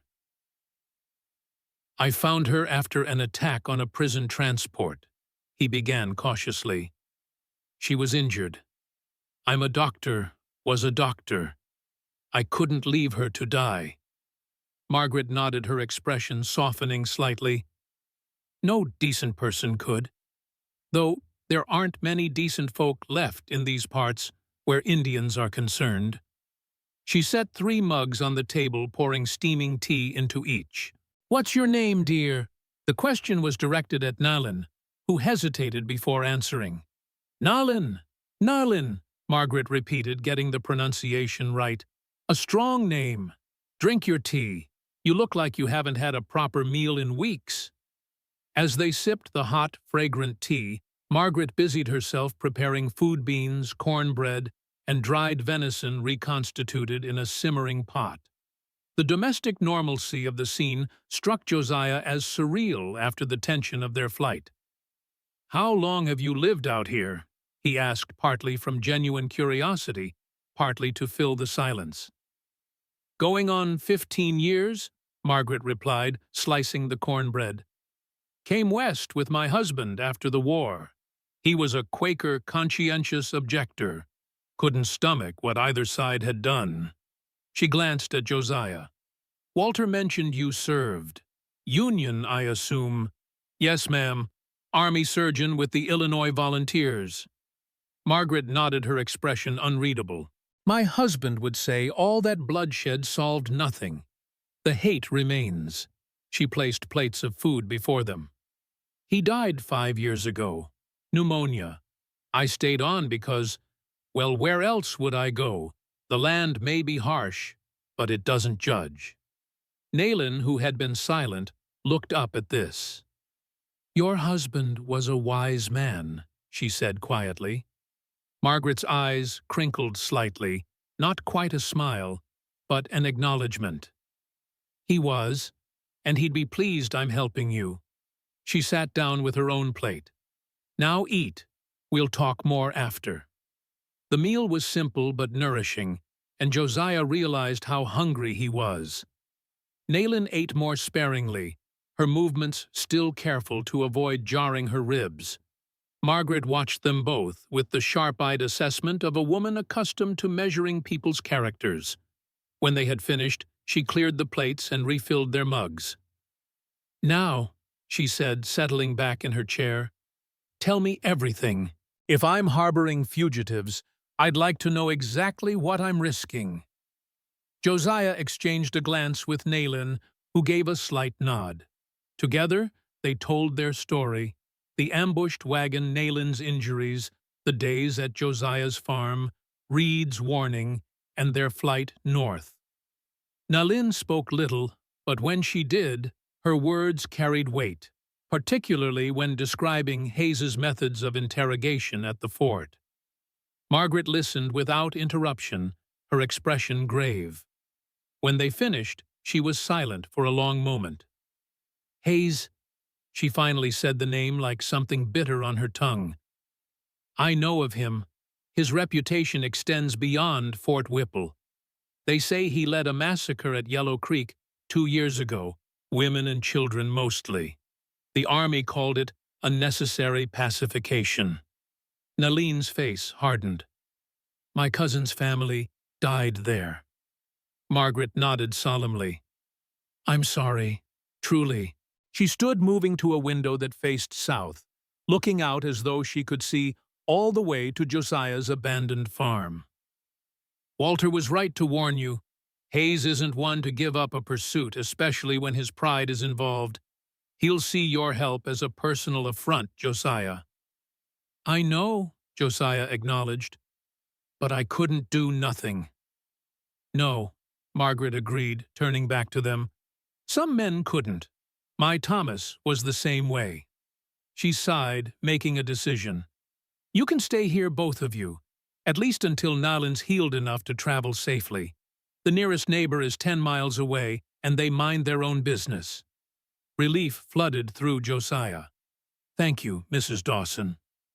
"Margaret," she corrected. "If we're going to be living under the same roof, we might as well use our Christian names." She smiled slightly. "Though I suppose that doesn't apply to you, Nayland." "My people have our own names for the Creator," Nayland replied, not offended. "But we recognize the same truths in different words." Margaret seemed pleased by this response. "Well said. Now you both look ready to drop. There's a pallet in the lean-to for you, Dr. Caldwell. Nayland can take the bed in the alcove. I'll sleep by the fire." Despite their protests that she shouldn't give up her bed, Margaret was firm. Soon Josiah found himself stretched out on a surprisingly comfortable pallet, in the small lean-to adjacent to the main cabin. Exhaustion washed over him in waves, but his mind raced, processing the day's events, planning their next moves. They were safe for now. But for how long Hayes wouldn't stop searching? And what was their ultimate destination Naylin needed to return to her people? But how could they find Takota's band without alerting the army? Sleep claimed him before he found answers, pulling him down into a darkness deeper than he'd known in years. For the first time since Elizabeth and Sarah died, Josiah dreamed without nightmares. He woke, disoriented sunlight streaming through the lean-to's single window. For a moment, he couldn't remember where he was or why he wasn't in his own cabin. Then it all came rushing back. The escape, the pursuit, Margaret Dawson's unexpected hospitality. He sat up quickly, wincing at the stiffness in his muscles from yesterday's exertions. The main cabin was quiet when he entered. A pot of coffee sat warming on the stove, but neither Margaret nor Naylin was in sight. Concern prickled at the base of his skull until he heard voices outside. Through the window he saw them in the garden, a neat plot of vegetables similar to the one he'd left behind. Margaret was demonstrating something, her hands moving in explanation. Naylin watched attentively, asking a question that Josiah couldn't hear. The scene was so domestic, so normal, that for a moment he simply stood and watched, oddly moved by the simple interaction. He poured himself coffee and stepped outside. Both women turned at his approach. "Good morning," Margaret greeted him. "Or perhaps I should say good afternoon. You've slept nearly a full day." Josiah blinked in surprise. "A day?" "Your body needed it," Naylin said. Her color was better today, the dark circles beneath her eyes less pronounced. "The healer needed healing." Margaret nodded in agreement. "I was just showing Naylin my herb garden. Turns out we both know a thing or two about medicinal plants. Different traditions, similar uses. Margaret has sage that helps with pain," Naylin added, "and plants for drawing infection from wounds."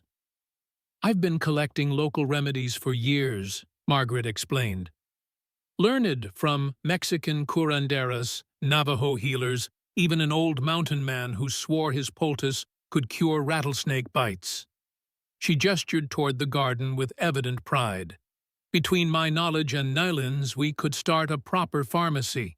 As evening approached, they gathered around the table for a meal of rabbit stew and fresh bread. The atmosphere was almost relaxed, the conversation turning to lighter topics. Margaret's adventures in the early days of the territory, Josiah's mishaps, learning to farm, Naylin's childhood memories of gathering wild honey with her brother. It was during a lull in the conversation that they heard it, the distant but unmistakable sound of hoofbeats. All three froze, listening intently. The sound grew clearer, multiple horses approaching at a steady pace. "Back door," Margaret said calmly, rising from the table. "Both of you, take the trail I showed you. I'll delay them." "We can't leave you to face them alone," Josiah protested. Margaret fixed him with a stern look. "I'm an old widow woman living in the middle of nowhere. What can they do to me?" She shooed them toward the rear of the cabin. "Go now. Take food and water from the pantry. I'll find you when it's safe." There was no time to argue. The riders were close enough now that they could hear voices calling out.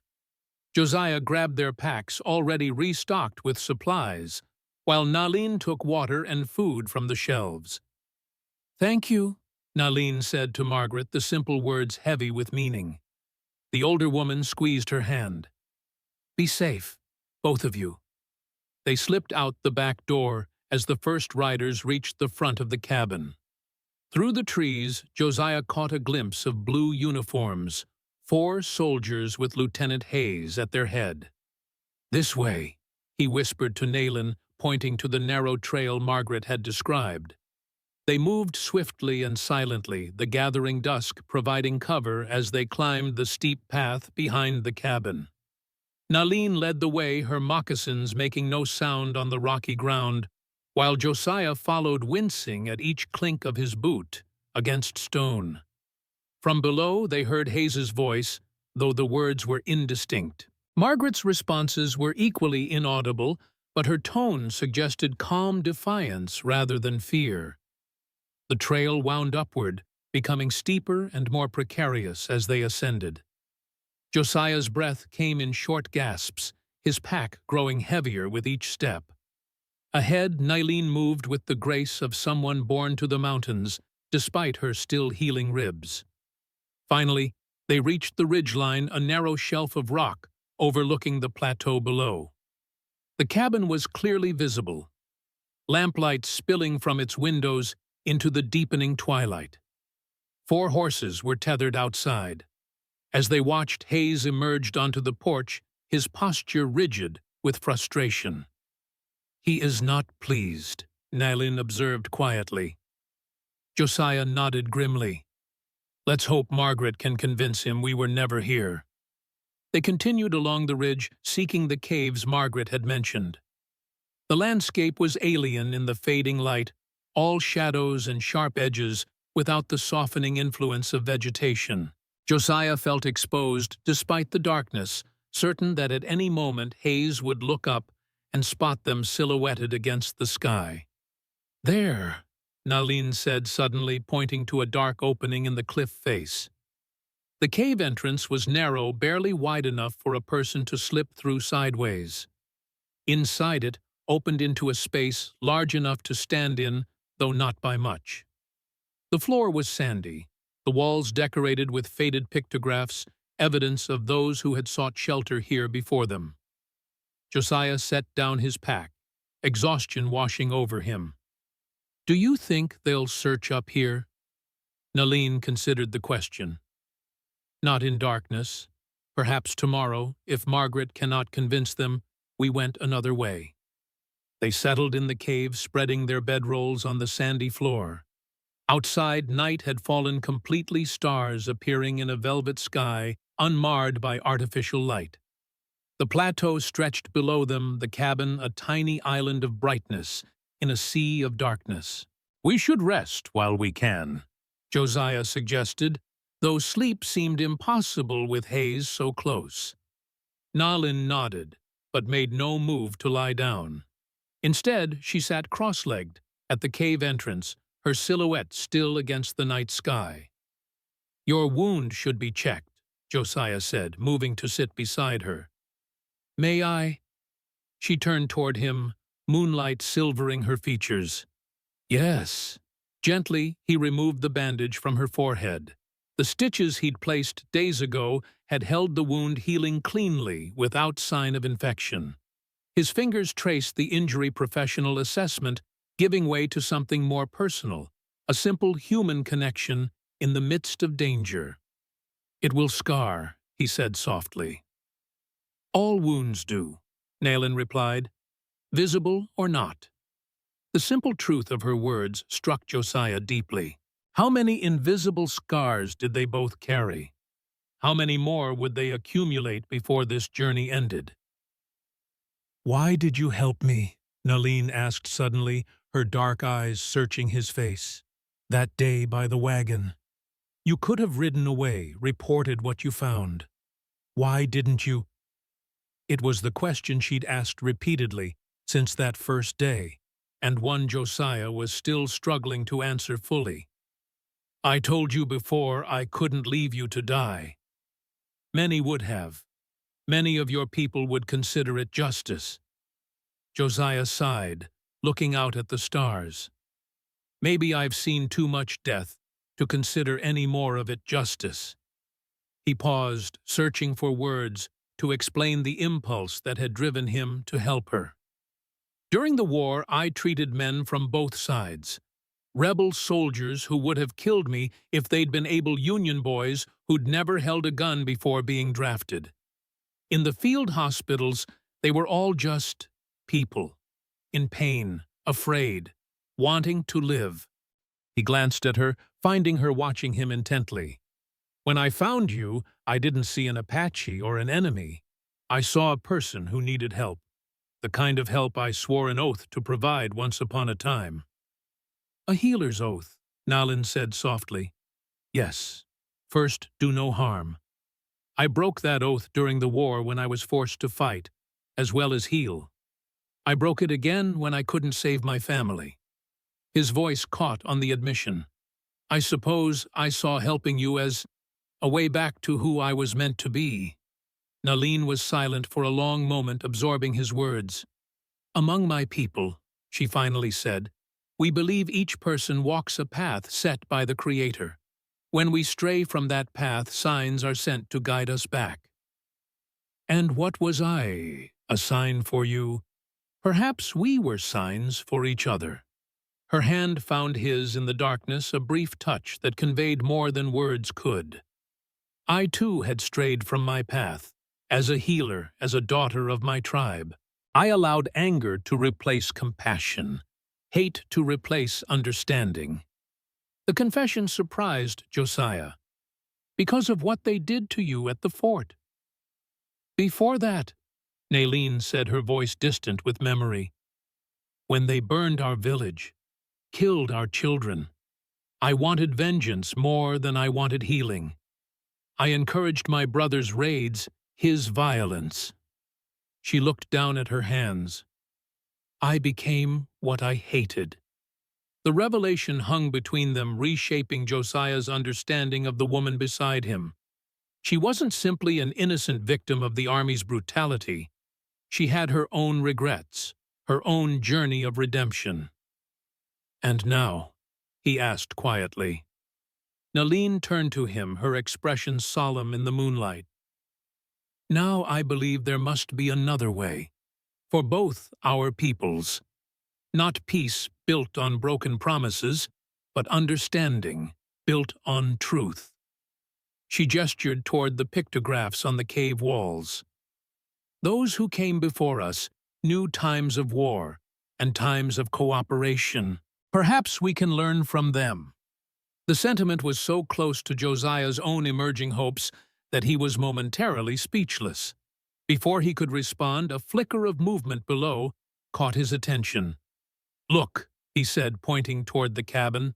The soldiers were mounting up, Hayes gesticulating angrily as they prepared to depart.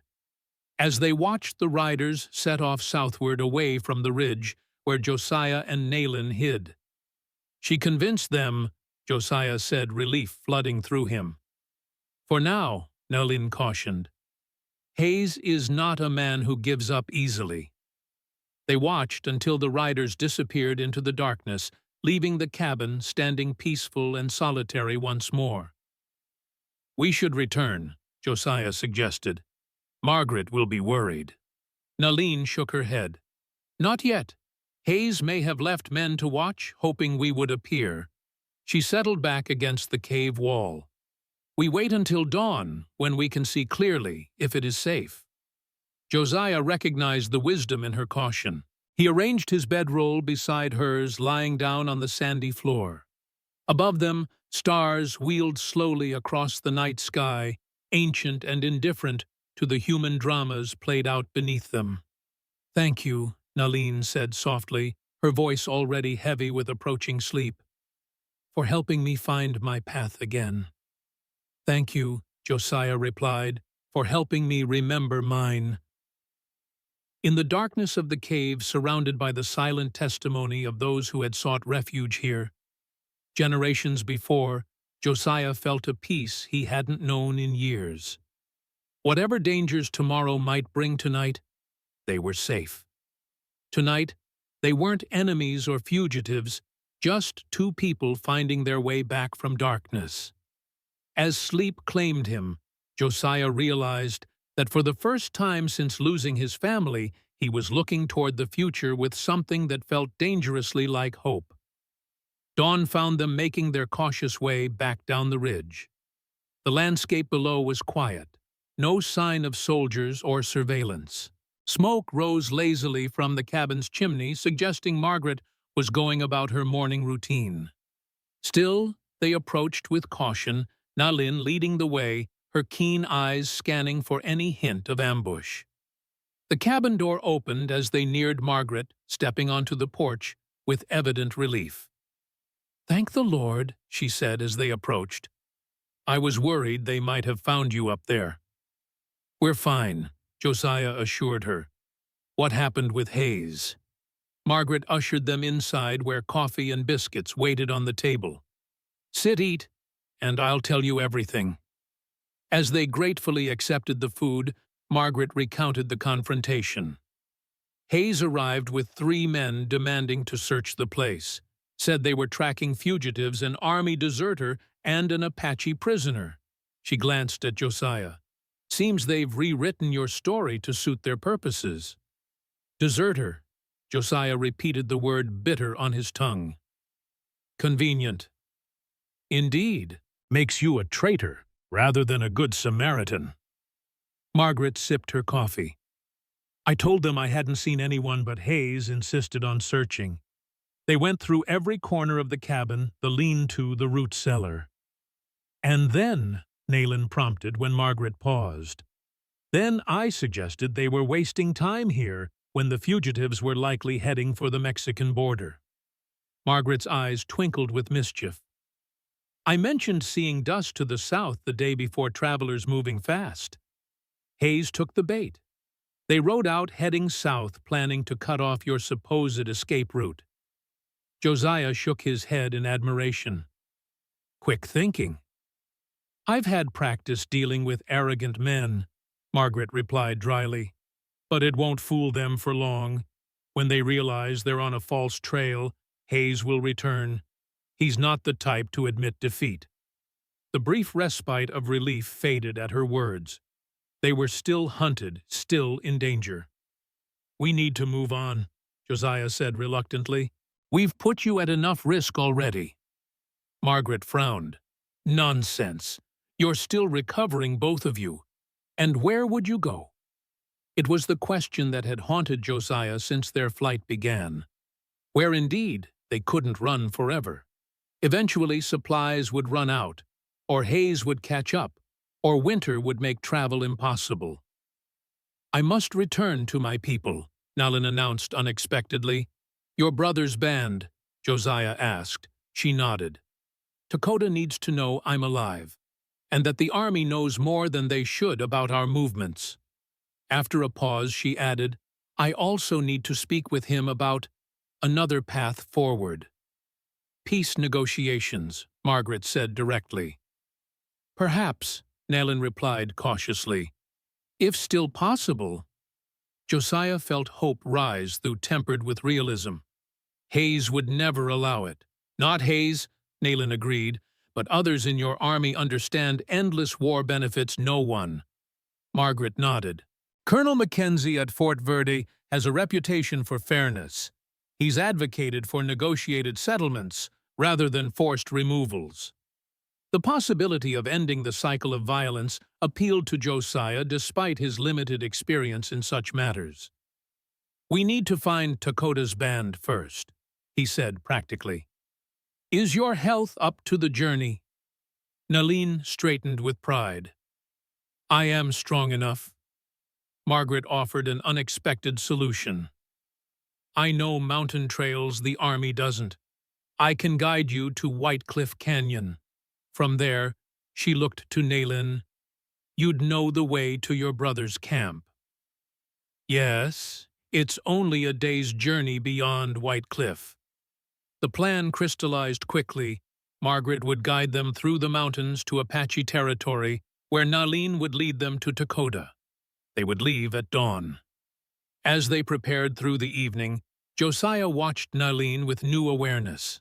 She had transformed from the wounded prisoner he'd found by the wagon into someone determined and purposeful. Somewhere along the way, her cause had become his, her path, his own. For the first time since losing his family, Josiah was looking beyond mere survival. Despite the dangers ahead, Hayes hunting them, the perilous journey, the uncertain reception at Dakota's camp, he felt strangely at peace. Later, as he prepared his bedroll, Nayland appeared in the doorway. "You don't have to come," she said quietly. "Margaret would shelter you until you could build a new life." "Are you saying you don't want me to come?" he asked, surprised. "You've risked much already. My brother may not welcome a white man." Josiah met her gaze directly. "I've come this far, Nayland. I'm not turning back now." She studied him a moment, then nodded. "Then we face whatever comes together." Together. He agreed, the word a promise between them. She paused before leaving. "Dream well, healer. Tomorrow we walk a new path." That night, for the first time in 6 years, Josiah Caldwell slept without reaching for the whiskey bottle, his dreams filled not with death and failure, but with healing and possibility. The mountains at dawn were shrouded in mist, the rising sun casting long shadows across rocky slopes. Josiah tightened the straps on his pack, watching as Margaret and Nayland made final preparations for their journey. The morning air held a chill that promised cooler weather ahead, a blessing for travelers, but a reminder that winter would eventually follow. Margaret had dressed for the trail in sturdy canvas trousers, a wool shirt and a wide-brimmed hat that shadowed her weathered face. Despite her age, she moved with the confidence of someone intimately familiar with the wilderness. At her hip hung a holstered revolver. Across her back, a rifle similar to Josiah's own. "We'll follow game trails where possible," she explained, tracing their route on a crude map spread across the table. "Stay high where we can see anyone approaching. White Cliff Canyon is here." She tapped a spot approximately 20 miles northeast. 3 days' journey if we push hard, 2 if we're lucky. Nayland studied the map with intense concentration, committing landmarks to memory. She wore the same disguise as before, Josiah's altered clothes hair tucked beneath a hat, but had abandoned the bandage on her forehead. The wound had healed to an angry red line that would eventually fade to a pale scar. "From White Cliff," she said, "my brother often camps near the Twin Mesas if he has not been forced to move by army patrols."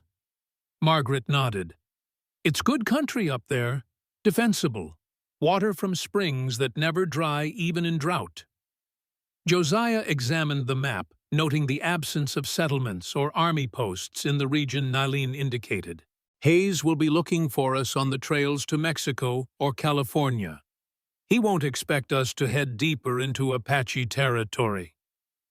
"Let's hope you're right," Margaret said, rolling up the map and securing it in her pack. "We should move out. I want to reach Blackwater Ridge by nightfall." They left the cabin as they had found it, fire-banked door secured no obvious signs of hasty departure. If Hayes returned, he would find nothing to indicate which way they had gone. The trail Margaret chose was barely visible, a faint track winding up through juniper and pine.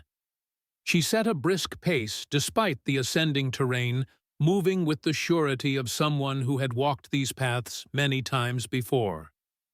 Josiah fell into step behind her, with Nayland bringing up the rear. They traveled in silence for the first hour, conserving breath for the climb alert for any sign of pursuit or danger. By mid-morning they had reached higher ground, the plateau spreading out below them like a rumpled blanket. Margaret's cabin, a tiny speck in the distance. From this vantage, they could see for miles in every direction, no dust clouds, no movement that might indicate riders. "We'll rest here briefly," Margaret announced, settling on a rock outcropping. "Then push on until midday." Josiah gratefully shrugged off his pack, rolling his shoulders to ease the tension. He offered the water skin to Nayland, who accepted it with a nod of thanks. "How are your ribs?" he asked quietly. "Healing," she replied, her typical economy with words. But after a moment she added, "The pain is less today. Your medicine and Margaret's herbs help." It was the first time she had acknowledged improvement without qualification, and Josiah felt a small surge of satisfaction.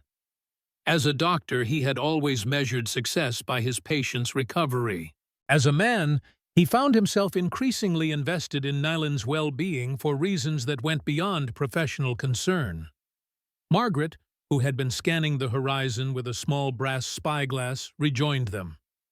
"All clear so far, but we should keep moving. The higher trail narrows ahead. I want to be past the difficult sections before afternoon heat." They continued their ascent, the terrain growing increasingly rugged. The trail sometimes disappeared entirely, forcing them to pick their way across bare rock faces where a misstep could mean a fatal fall. Margaret moved with the confidence of a mountain goat, occasionally reaching back to offer a steadying hand to Josiah or pointing out secure footholds. Nalin required no such assistance.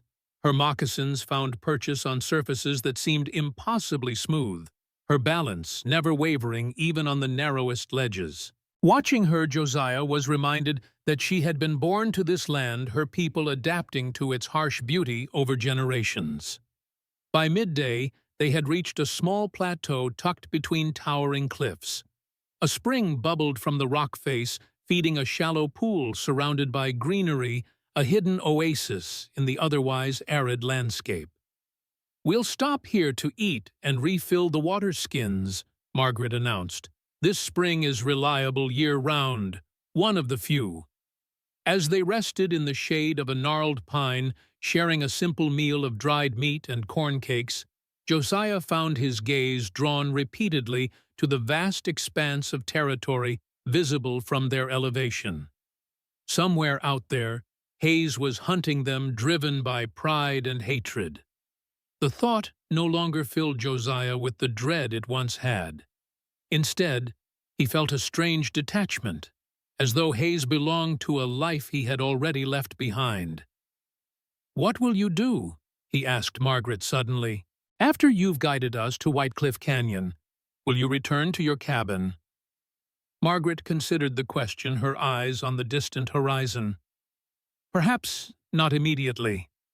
I have friends among the Navajo. Might be wise to visit them for a spell until the army loses interest in me." She smiled slightly. "It's not the first time I've had to disappear for a while." "I'm sorry we've brought this trouble to you," Josiah said. Margaret waved away his apology. "Trouble finds its own way in this country, with or without invitation." She glanced at Nalin, who was refilling the water skins at the spring. "Besides, some causes are worth the risk." They resumed their journey after the brief respite, the trail now descending into a narrow valley before climbing again toward a distant ridgeline. The afternoon sun beat down mercilessly, reflecting off rock surfaces, though the higher elevation kept the heat more bearable than it would have been on the plateau. Margaret pointed out landmarks as they traveled: a distinctive twisted juniper, a rock formation that resembled a bear's head, a dry creek bed that became a raging torrent during the rainy season. Josiah committed each to memory, understanding they might need to find their way back along this route without her guidance. By late afternoon, dark clouds had gathered over the distant peaks, promising rain before nightfall. Margaret increased their pace clearly, intent on reaching shelter before the storm broke. "Blackwater Ridge is just ahead," she said, gesturing toward a heavily forested slope. "There's a hunter's cabin there, abandoned now, but the roof was sound last time I passed through." The first fat raindrops began to fall as they crested the final rise. The cabin appeared before them, a crude structure of logs and stone, nearly invisible among the pines. Margaret pushed open the door, which creaked in protest, revealing a simple interior: a stone fireplace, a rough-hewn table, a platform that might once have served as a bed.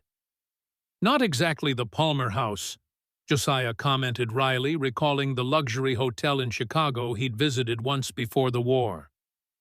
"It'll keep us dry," Margaret replied practically. "And the chimney draws well enough that we can risk a small fire. Nights get cold at this elevation, even in summer."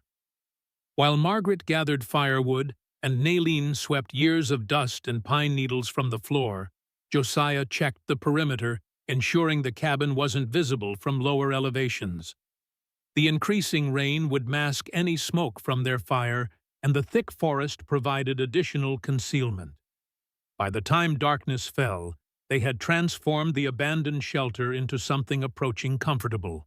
A small fire burned in the fireplace. Their bedrolls were arranged around it, and the aroma of Margaret's trail stew, enhanced with wild onions and sage she had gathered, filled the single room. Outside, the storm-intensified wind, driving rain against the cabin walls, thunder rolling across the mountains. Inside, the three fugitives ate in companionable silence, the shared journey creating a bond that transcended their different backgrounds. "How did you come to know these mountains so well?" Josiah asked Margaret as they finished their meal. She smiled faintly, the firelight deepening the lines on her weathered face. "Necessity at first. After Thomas died, I had to hunt to supplement what little the garden provided. Game led me further into the high country." She gazed into the flames, "But I stayed because I found something I needed there. Peace, maybe, or perspective." "The mountains teach patience," Nalin said unexpectedly. "They have stood longer than any people." "We'll stand after we are gone." Margaret nodded in agreement. "Exactly so. Makes human conflicts seem rather small, doesn't it?" Josiah thought of Hayes, of the Army's campaign against the Apache, of the cycle of violence that had claimed so many lives on both sides. From the perspective of these ancient mountains, how meaningless it all must appear, brief flickers of hatred in the long darkness of time.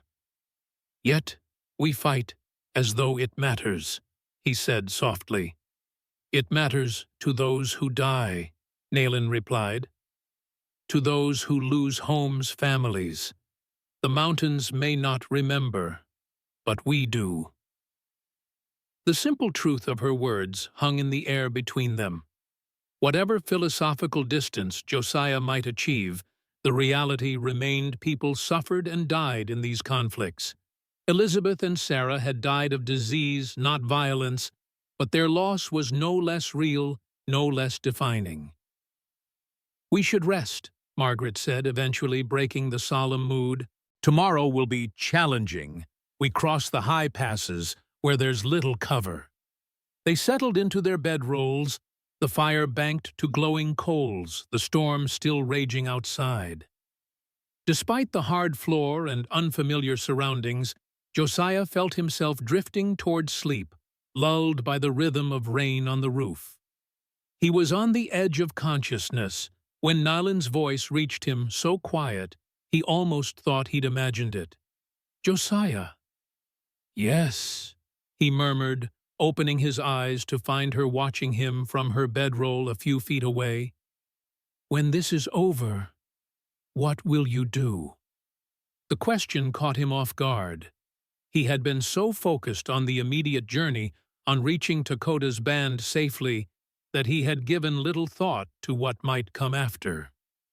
"I don't know," he admitted finally. "I can't go back to my farm, can't practice medicine openly, not with Hayes painting me as a deserter." He considered the limited options available to a man in his position. Head west, maybe, California or Oregon. Start over. Nalin was silent for so long that Josiah thought she had fallen asleep.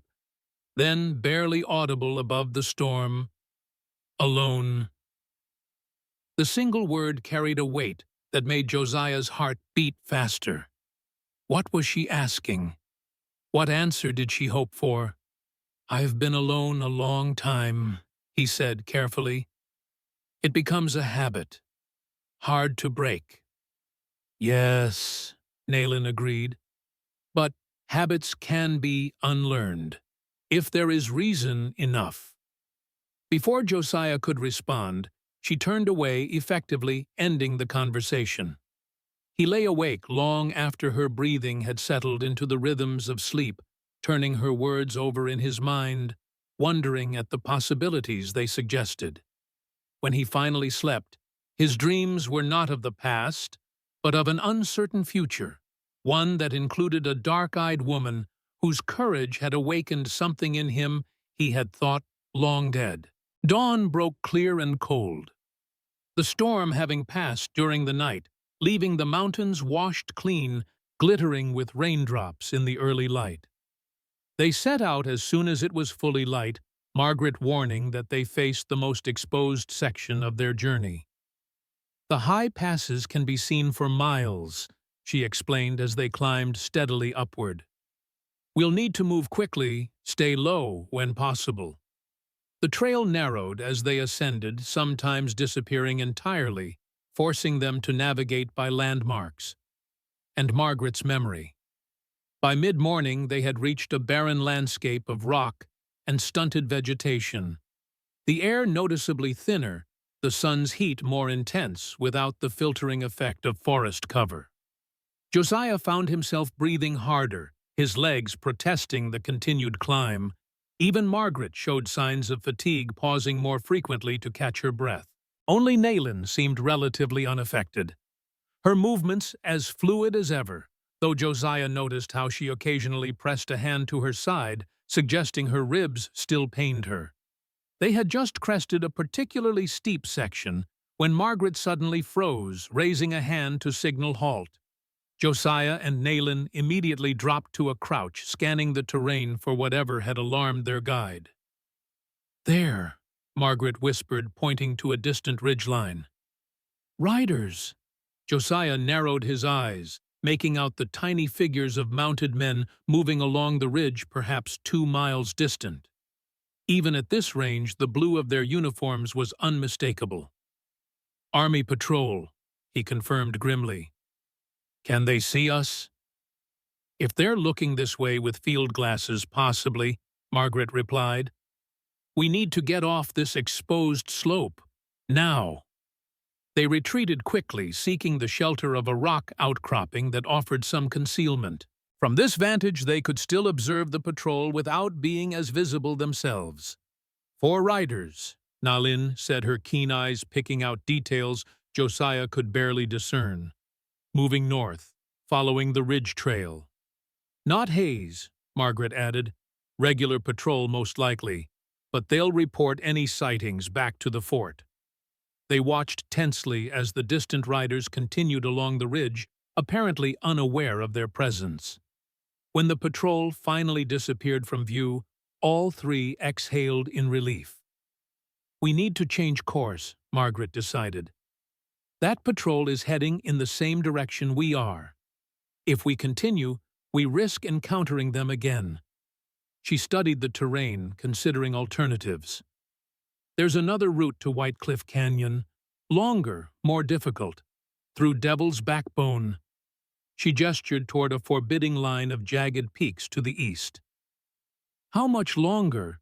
Josiah asked, concerned about their supplies.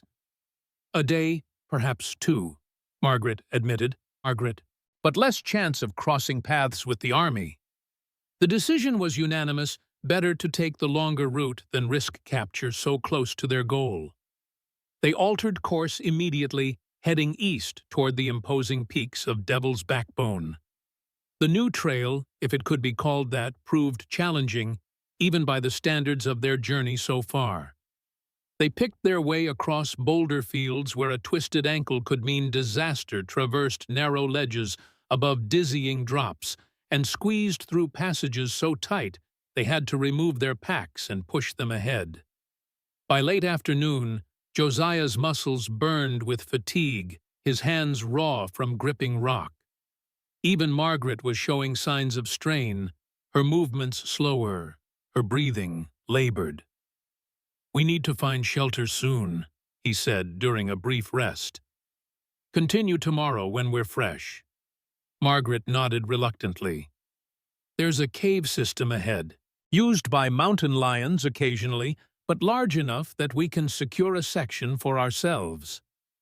The cave, when they reached it, as dusk was falling, proved to be a series of interconnected chambers in the base of a cliff. The entrance was partially concealed by brush, offering good protection from both weather and observation. We'll need to check it thoroughly before settling in, Margaret warned. I wasn't joking about mountain lions. They explored cautiously, finding the cave uninhabited, though old tracks and scat confirmed it was indeed used by large predators at times. The innermost chamber was dry and relatively free of debris, a suitable shelter for the night. No fire, Margaret instructed as they arranged their bedrolls. Too much risk of smoke being spotted, and the cave will hold body heat well enough. They ate a cold supper of jerky and hard biscuits, washing it down with water from the spring they had passed earlier. Despite the day's exertions, Josiah felt strangely energized, perhaps by the knowledge that they had successfully evaded the army patrol. "How far to White Cliff Canyon now?" he asked Margaret. She considered. "From here, a full day's travel if we push hard. We'll need to cross the spine of Devil's Backbone, then descend into the canyon from the east. And from there to my brother's likely camp another day," Nalene added. She turned to Margaret. "You have done more than we asked already. Tomorrow at the canyon, you should turn back, find safety with your Navajo friends."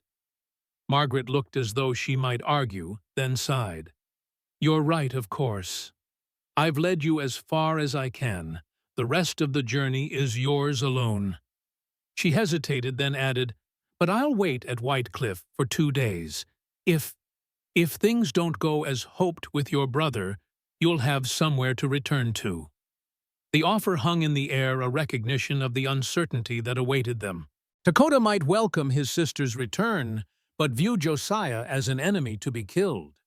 Or they might find the Apache band had moved on, leaving them stranded in hostile territory with dwindling supplies. "Thank you," Josiah said simply, "for everything." Margaret waved away his gratitude. "Get some rest, both of you. Tomorrow will test us all." Despite the hard stone floor and the lingering chill, sleep came quickly to Josiah that night, his body demanding rest after the day's exertions. His last conscious thought was of the conversation with Nayland the previous night, and the question that had hung unspoken between them. When this was over, what future might they share? By midday, they had reached the highest point of their crossing. A narrow saddle between two peaks, offering a breathtaking view in all directions. Far to the south, they could see the plateau where Margaret's cabin stood, now tiny with distance. To the north stretched Apache territory, a landscape of mesas, canyons, and forests that had so far resisted the army's efforts to subdue it. They paused briefly, sheltering in the lee of a boulder, sharing water, and the last of Margaret's corn cakes. "Once we descend from here," Margaret shouted over the wind, "the worst is behind us. The eastern slope is gentler, with more vegetation for cover." Josiah nodded gratefully. His hands were cut and bruised from the morning's climb, his muscles trembling with fatigue. Even Nayland showed signs of strain, though she had matched Margaret's pace without complaint. The descent proved easier than the ascent, just as Margaret had promised.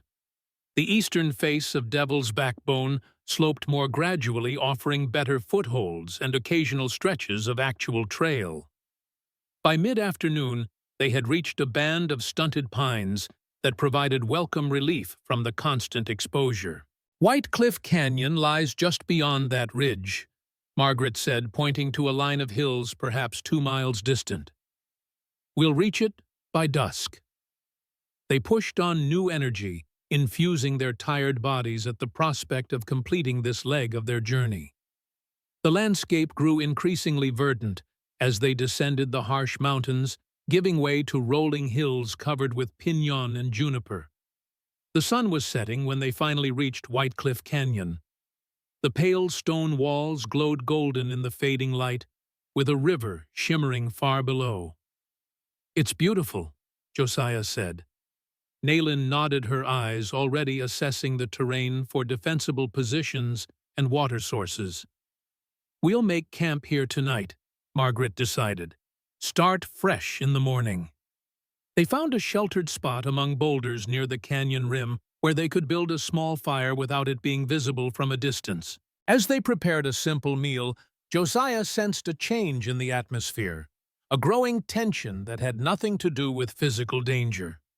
Tomorrow, they would part ways with Margaret. Tomorrow, Nayland would lead them into Apache territory seeking her brother's band. Tomorrow would bring the culmination of their journey, for better or worse. "I have something for you," Margaret said after they had eaten, reaching into her pack. She withdrew a small leather pouch and handed it to Nayland. "Healing herbs, some from your traditions, some from mine. You might have need of them." Nayland accepted the gift with evident gratitude. "Thank you, sister," she said softly, using the term of respect for the first time. Margaret smiled, touched by the acknowledgement. "And for you, Josiah." She passed him a folded paper. "A letter to Colonel Mackenzie at Fort Verde. If you decide to pursue peace rather than further flight, this may help open doors. Thomas served with Mackenzie during the war. He will at least read what I have written." Josiah tucked the letter carefully into his shirt. "I hope we'll have the chance to use it." "As do I."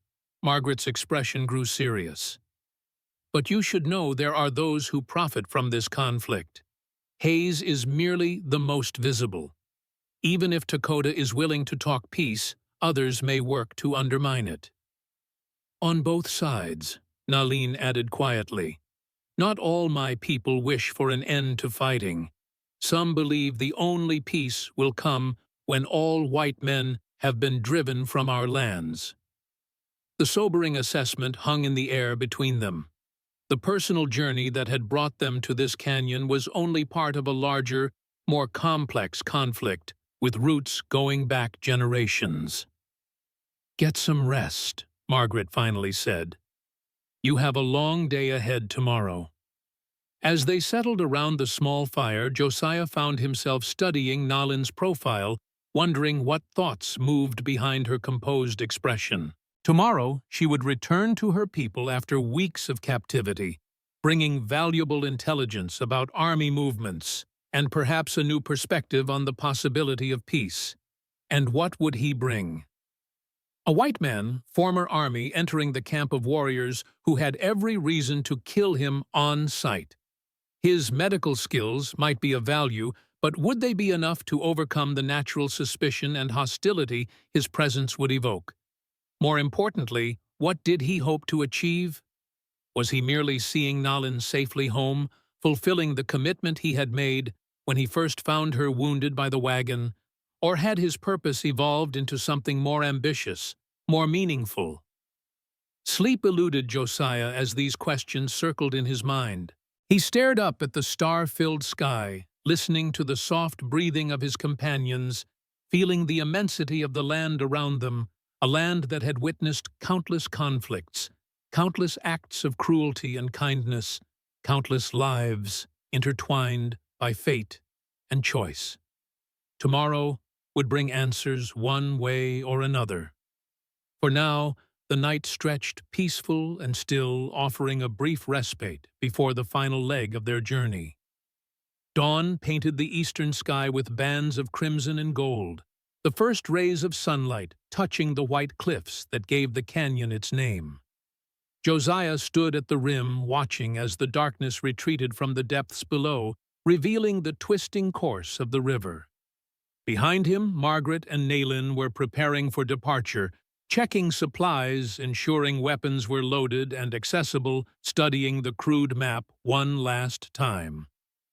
"The trail to the canyon floor begins here," Margaret said, pointing to a faint path zigzagging down the slope. "From the bottom, follow the river north until it forks. The eastern branch leads to your brother's camp." She rolled up the map and handed it to Nalin.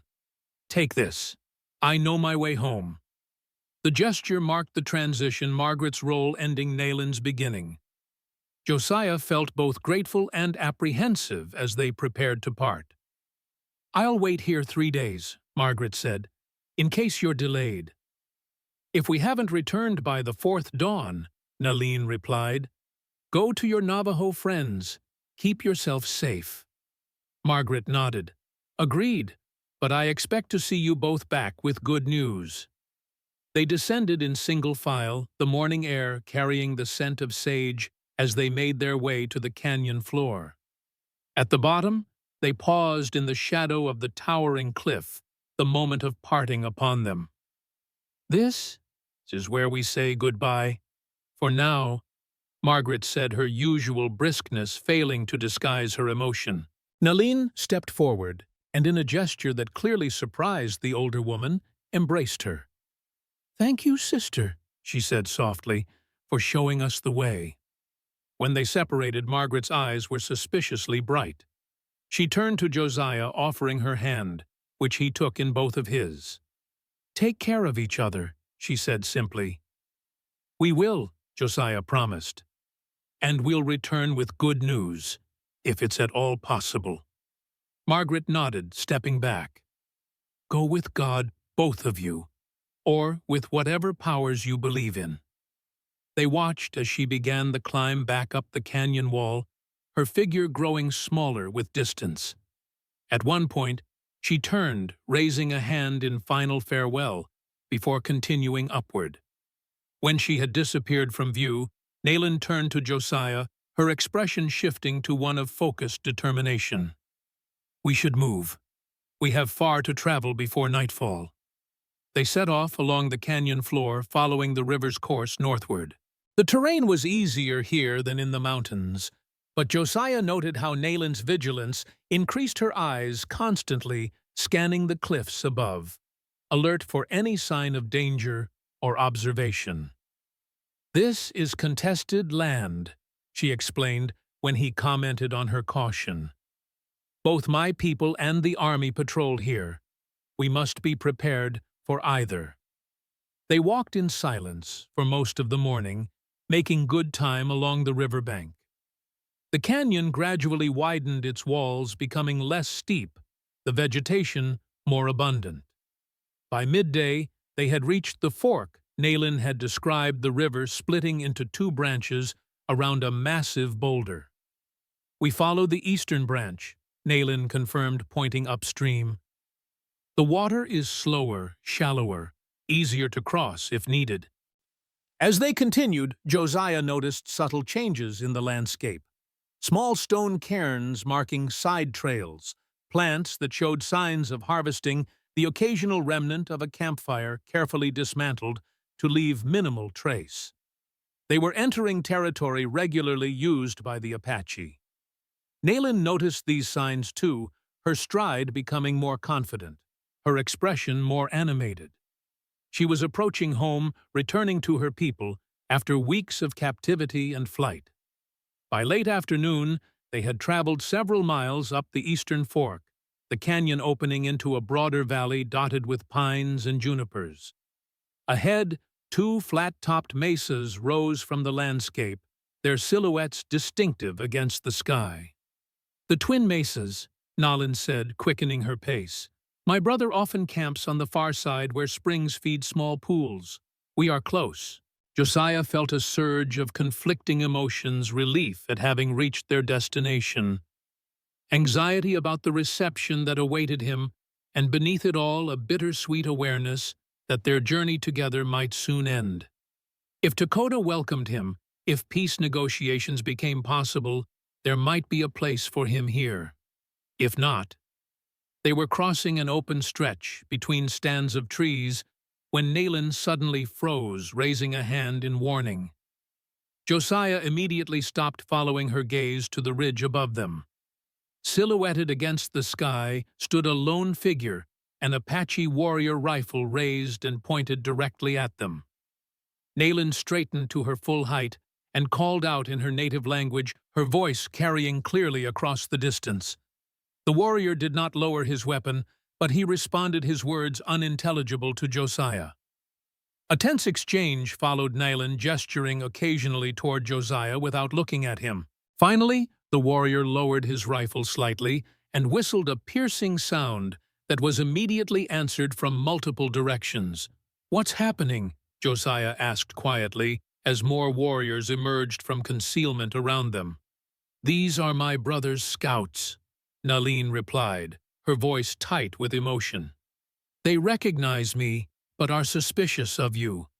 I have told them you saved my life, that you are under my protection." She hesitated.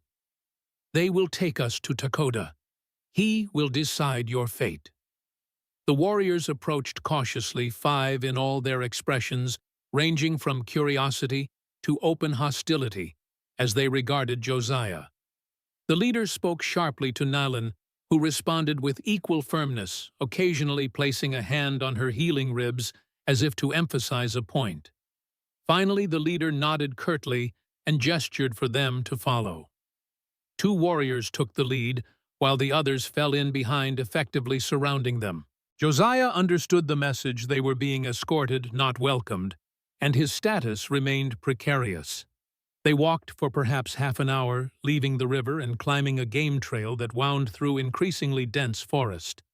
Occasionally, Josiah caught glimpses of the twin mesas growing closer with each step. When they emerged from the trees, they found the Apache encampment nestled in a protected valley. Hide lodges stood in a circle, with smoke rising from cooking fires. Their arrival caused an immediate stir. Women stopped working, children gathered to stare, and warriors stepped forward with hands on their weapons. The entire camp focused on Nalin and the white man who accompanied her. From the largest lodge near the center of the camp emerged a tall figure, a man of perhaps 40, his bearing proud, his face marked with the lines of authority and care. He wore the practical clothing of a warrior, not the ceremonial dress Josiah had seen in illustrations of Indian chiefs, but his status was unmistakable in the way others deferred to him, Takoda. It could be no other. The Apache leader stopped several paces away, his dark eyes moving from his sister to Josiah and back again. For a long moment, he simply looked, his expression betraying nothing of his thoughts. Then Nalin stepped forward and spoke a stream of words in their native language, passionate and urgent. She gestured to her healing wounds, to Josiah, to the distant horizon from which they had come. As she spoke, Takoda's expression gradually shifted, the impassive mask giving way to recognition of all she had endured.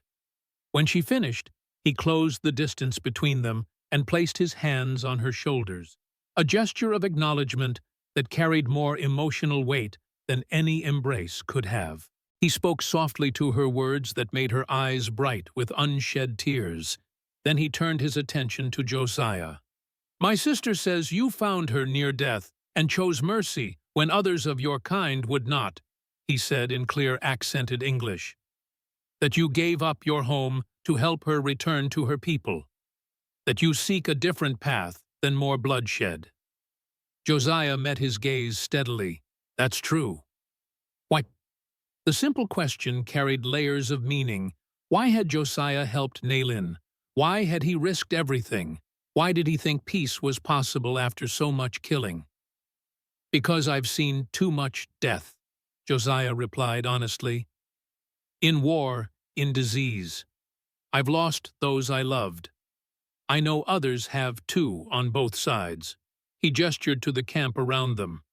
"This conflict benefits no one except those who profit from suffering." Takoda studied him thoughtfully. "Yet you were a soldier. You fought for the blue coats." "I was a healer first, a doctor. I took an oath to preserve life, not take it.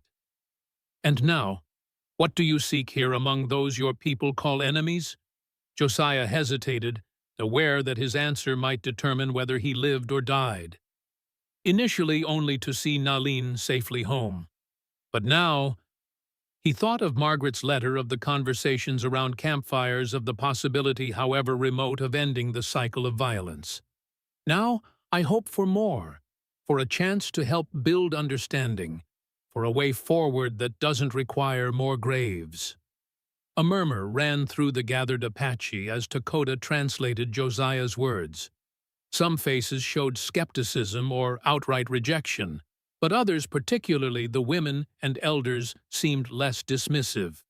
Dakota himself revealed nothing of his thoughts as he considered Josiah's response. Finally he spoke again, his voice carrying enough for all to hear. "My sister vouches for you. She says your heart is true, that you risked your life for hers without seeking reward." He gestured toward the healing wound on Nyland's forehead.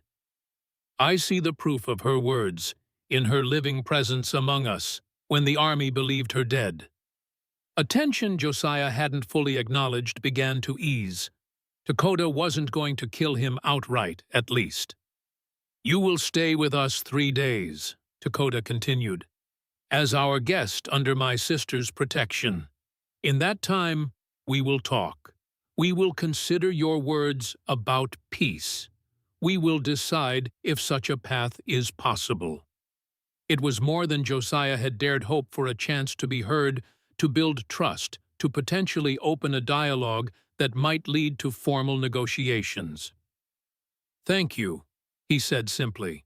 Dakota nodded once, then turned to issue instructions to his people. The crowd began to disperse, returning to their tasks, though many glanced back at the white visitor, with expressions ranging from curiosity to lingering suspicion. Nyland moved to Josiah's side, relief evident in her posture. "It is done," she said quietly. "You are safe here for now." "And after the 3 days?" he asked. "That depends on what is said, on what my brother decides."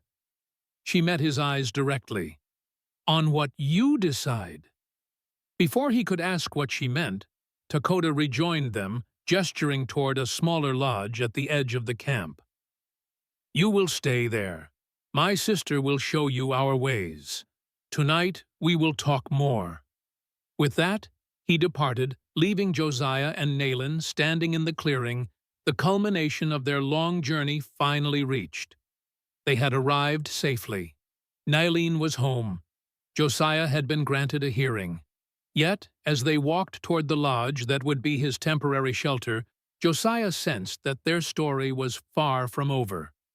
The most significant challenges and perhaps the most meaningful rewards still lay ahead. What began as a 3-day stay extended to 7 as Josiah found unexpected acceptance in the Apache camp. His medical skills proved invaluable, treating children's wounds, easing elders' breathing difficulties, setting a hunter's broken arm. Each healing built trust where suspicion had been. Nyland remained his guide, interpreting both language and customs. Evenings they spent talking outside his lodge, reviewing the day's progress and remaining challenges.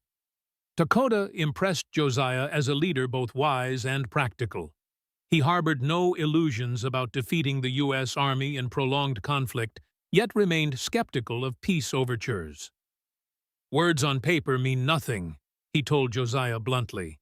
"We have seen many treaties signed. The ink fades, promises are forgotten, more land is taken." "This time could be different," Josiah argued. "Colonel Mackenzie understands that force alone brings no lasting peace." "And Lieutenant Hayes would see us dead or imprisoned," Dakota countered. "How do I know which voice prevails?" Josiah had no certain answer, only the hope that good people on both sides might stand against the cycle of violence. On the 7th night, Dakota called a council of the band's elders and warriors. Josiah and Nyland were invited to speak, to answer questions, to make their case for opening negotiations with the army. The debate continued for hours, passionate arguments raised on both sides. Some warriors recounted atrocities committed by soldiers, raids on peaceful camps, the herding of Apache onto barren reservation land. Others, particularly those with young children, spoke of their weariness with constant movement, with the fear that had become their constant companion. Throughout the discussion, Josiah was struck by the democratic nature of the proceedings. Everyone had a voice, even those who disagreed with Dakota. It was a far cry from the hierarchical command structure of the army, where orders flowed from top to bottom without debate. Finally, as the fire burned low, Dakota raised his hand for silence. I have heard all voices, he said solemnly. I have weighed all words. As chief, the final decision rests with me, but I carry the weight of all your concerns. The gathered Apache waited expectantly, the night silent except for the crackling of the dying fire.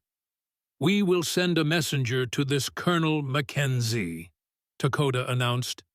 We will offer to meet and talk, not surrender, not submission, but honest words between men who seek an end to bloodshed. A mixture of reactions greeted his decision, nods of approval from some, looks of concern from others, outright disapproval from a few of the younger warriors. But no one openly challenged Dakota's authority to make this choice. The white healer will return with our messenger, Dakota continued, looking at Josiah. He will carry our words, ensure they are not twisted. He has proven his goodwill among us. Josiah felt a complex surge of emotions, pride at having earned this trust, hope that real progress might be possible, and an unexpected sadness at the prospect of leaving the camp. Leaving Nalin. As if reading his thoughts, Dakota added, My sister will accompany him. She has walked in both worlds now. Her voice should be heard in these talks. Nalin, sitting beside Josiah, straightened at this announcement. Her eyes met her brother's, a silent communication passing between them before she nodded in acceptance of this role. The council dispersed shortly after, people returning to their lodges to sleep or to discuss in smaller groups what had been decided. Josiah and Nalin remained by the fire, watching as it burned down to embers. We leave tomorrow, Josiah asked finally. At dawn, Nalin confirmed. Swift Hawk will accompany us as Dakota's official messenger. We will return to White Cliff Canyon, where Margaret waits, then continue to Fort Verde. Josiah nodded mentally, calculating the journey. 3 days to the canyon, perhaps 5 more to reach the fort. Assuming Mackenzie was receptive, preliminary talks could begin within 2 weeks. You're quiet, he observed when Nalin said nothing more. She stirred the embers with a stick, sending sparks spiraling upward. I am thinking of the path ahead, of what may come if these talks succeed, or if they fail. If they succeed, your people could have peace. Real peace, not just the absence of fighting. And if they fail, Josiah had no easy answer. If negotiations collapsed, if hawks like Hayes prevailed, the Apache faced a grim future, continued warfare, until they were decimated, or surrender, and confinement on reservations where many would die of disease and malnutrition. Then we try again, he said finally. Find other allies, other approaches. I won't give up Nylon, not while there's any chance of success. She looked at him, then, her dark eyes reflecting the dying fire. And after, when this is resolved one way or another, what then for you? It was the question she had asked that night in the hunter's cabin, the question that had lingered unspoken between them during their days in the camp. What future did Josiah envision for himself? I've been thinking about that, he said slowly. About what comes after. And her voice was carefully neutral, but he sensed the tension beneath the surface. I can't go back to my old life. That door is closed. He met her gaze directly. But I've found a new purpose here. Using my skills to help people who need them. Working for understanding between our peoples. He hesitated, then added quietly, being with you. The simple declaration hung in the air between them, more significant than any elaborate profession of feeling could have been. Nalin was still for a long moment, her expression unreadable in the dim light. Then she reached out her hand, finding his fingers intertwining. I too have found a new path, she said softly. One I had not imagined before. It would be good to walk it together, if that is possible. Josiah tightened his hold on her hand, a surge of emotion making speech temporarily impossible. After so much loss, so much solitude, the prospect of a shared future seemed almost too precious to contemplate. "It won't be easy," he managed finally. "There will be those on both sides who disapprove." "When has the right path ever been easy?" Nalin replied, a hint of amusement in her voice. "We will face what comes as we have faced all else. Together." They sat in companionable silence after that, watching as the fire died to glowing coals, then ashes. Tomorrow would bring new challenges: the journey to Fort Verde, the tense first meeting with Mackenzie, the beginning of what would likely be difficult negotiations. Hayes and others like him would resist any peace that didn't involve complete Apache submission. Hardliners among the Apache would argue against any compromise with those who had taken their lands. But tonight, in this moment of quiet connection, Josiah allowed himself to hope for peace between peoples who had been enemies too long, for healing of wounds both physical and spiritual, for a future that held more promise than pain. As they eventually rose and walked toward their separate lodges for the last night before their journey resumed, Josiah felt a sense of completion that had nothing to do with reaching their destination. The real journey, he realized, had been internal, from grief to healing, from isolation to connection, from merely surviving to truly living. Whatever challenges tomorrow brought, he would face them with new purpose. Not alone as he had been for so long, but alongside a woman whose courage and wisdom had awakened his heart when he thought it forever stilled. In this harsh land of blood and conflict, they had found an unexpected truth: that fertile ground for new beginnings could emerge from the most barren soil, that hope could flourish even in the shadow of violence, that two people from different worlds could find common cause in the simple, profound desire for a better way forward. Not an ending then, but a beginning. Not peace achieved, but peace pursued. Not love declared in grand gestures, but love demonstrated in shared purpose and mutual respect. It was enough, more than enough. It was everything.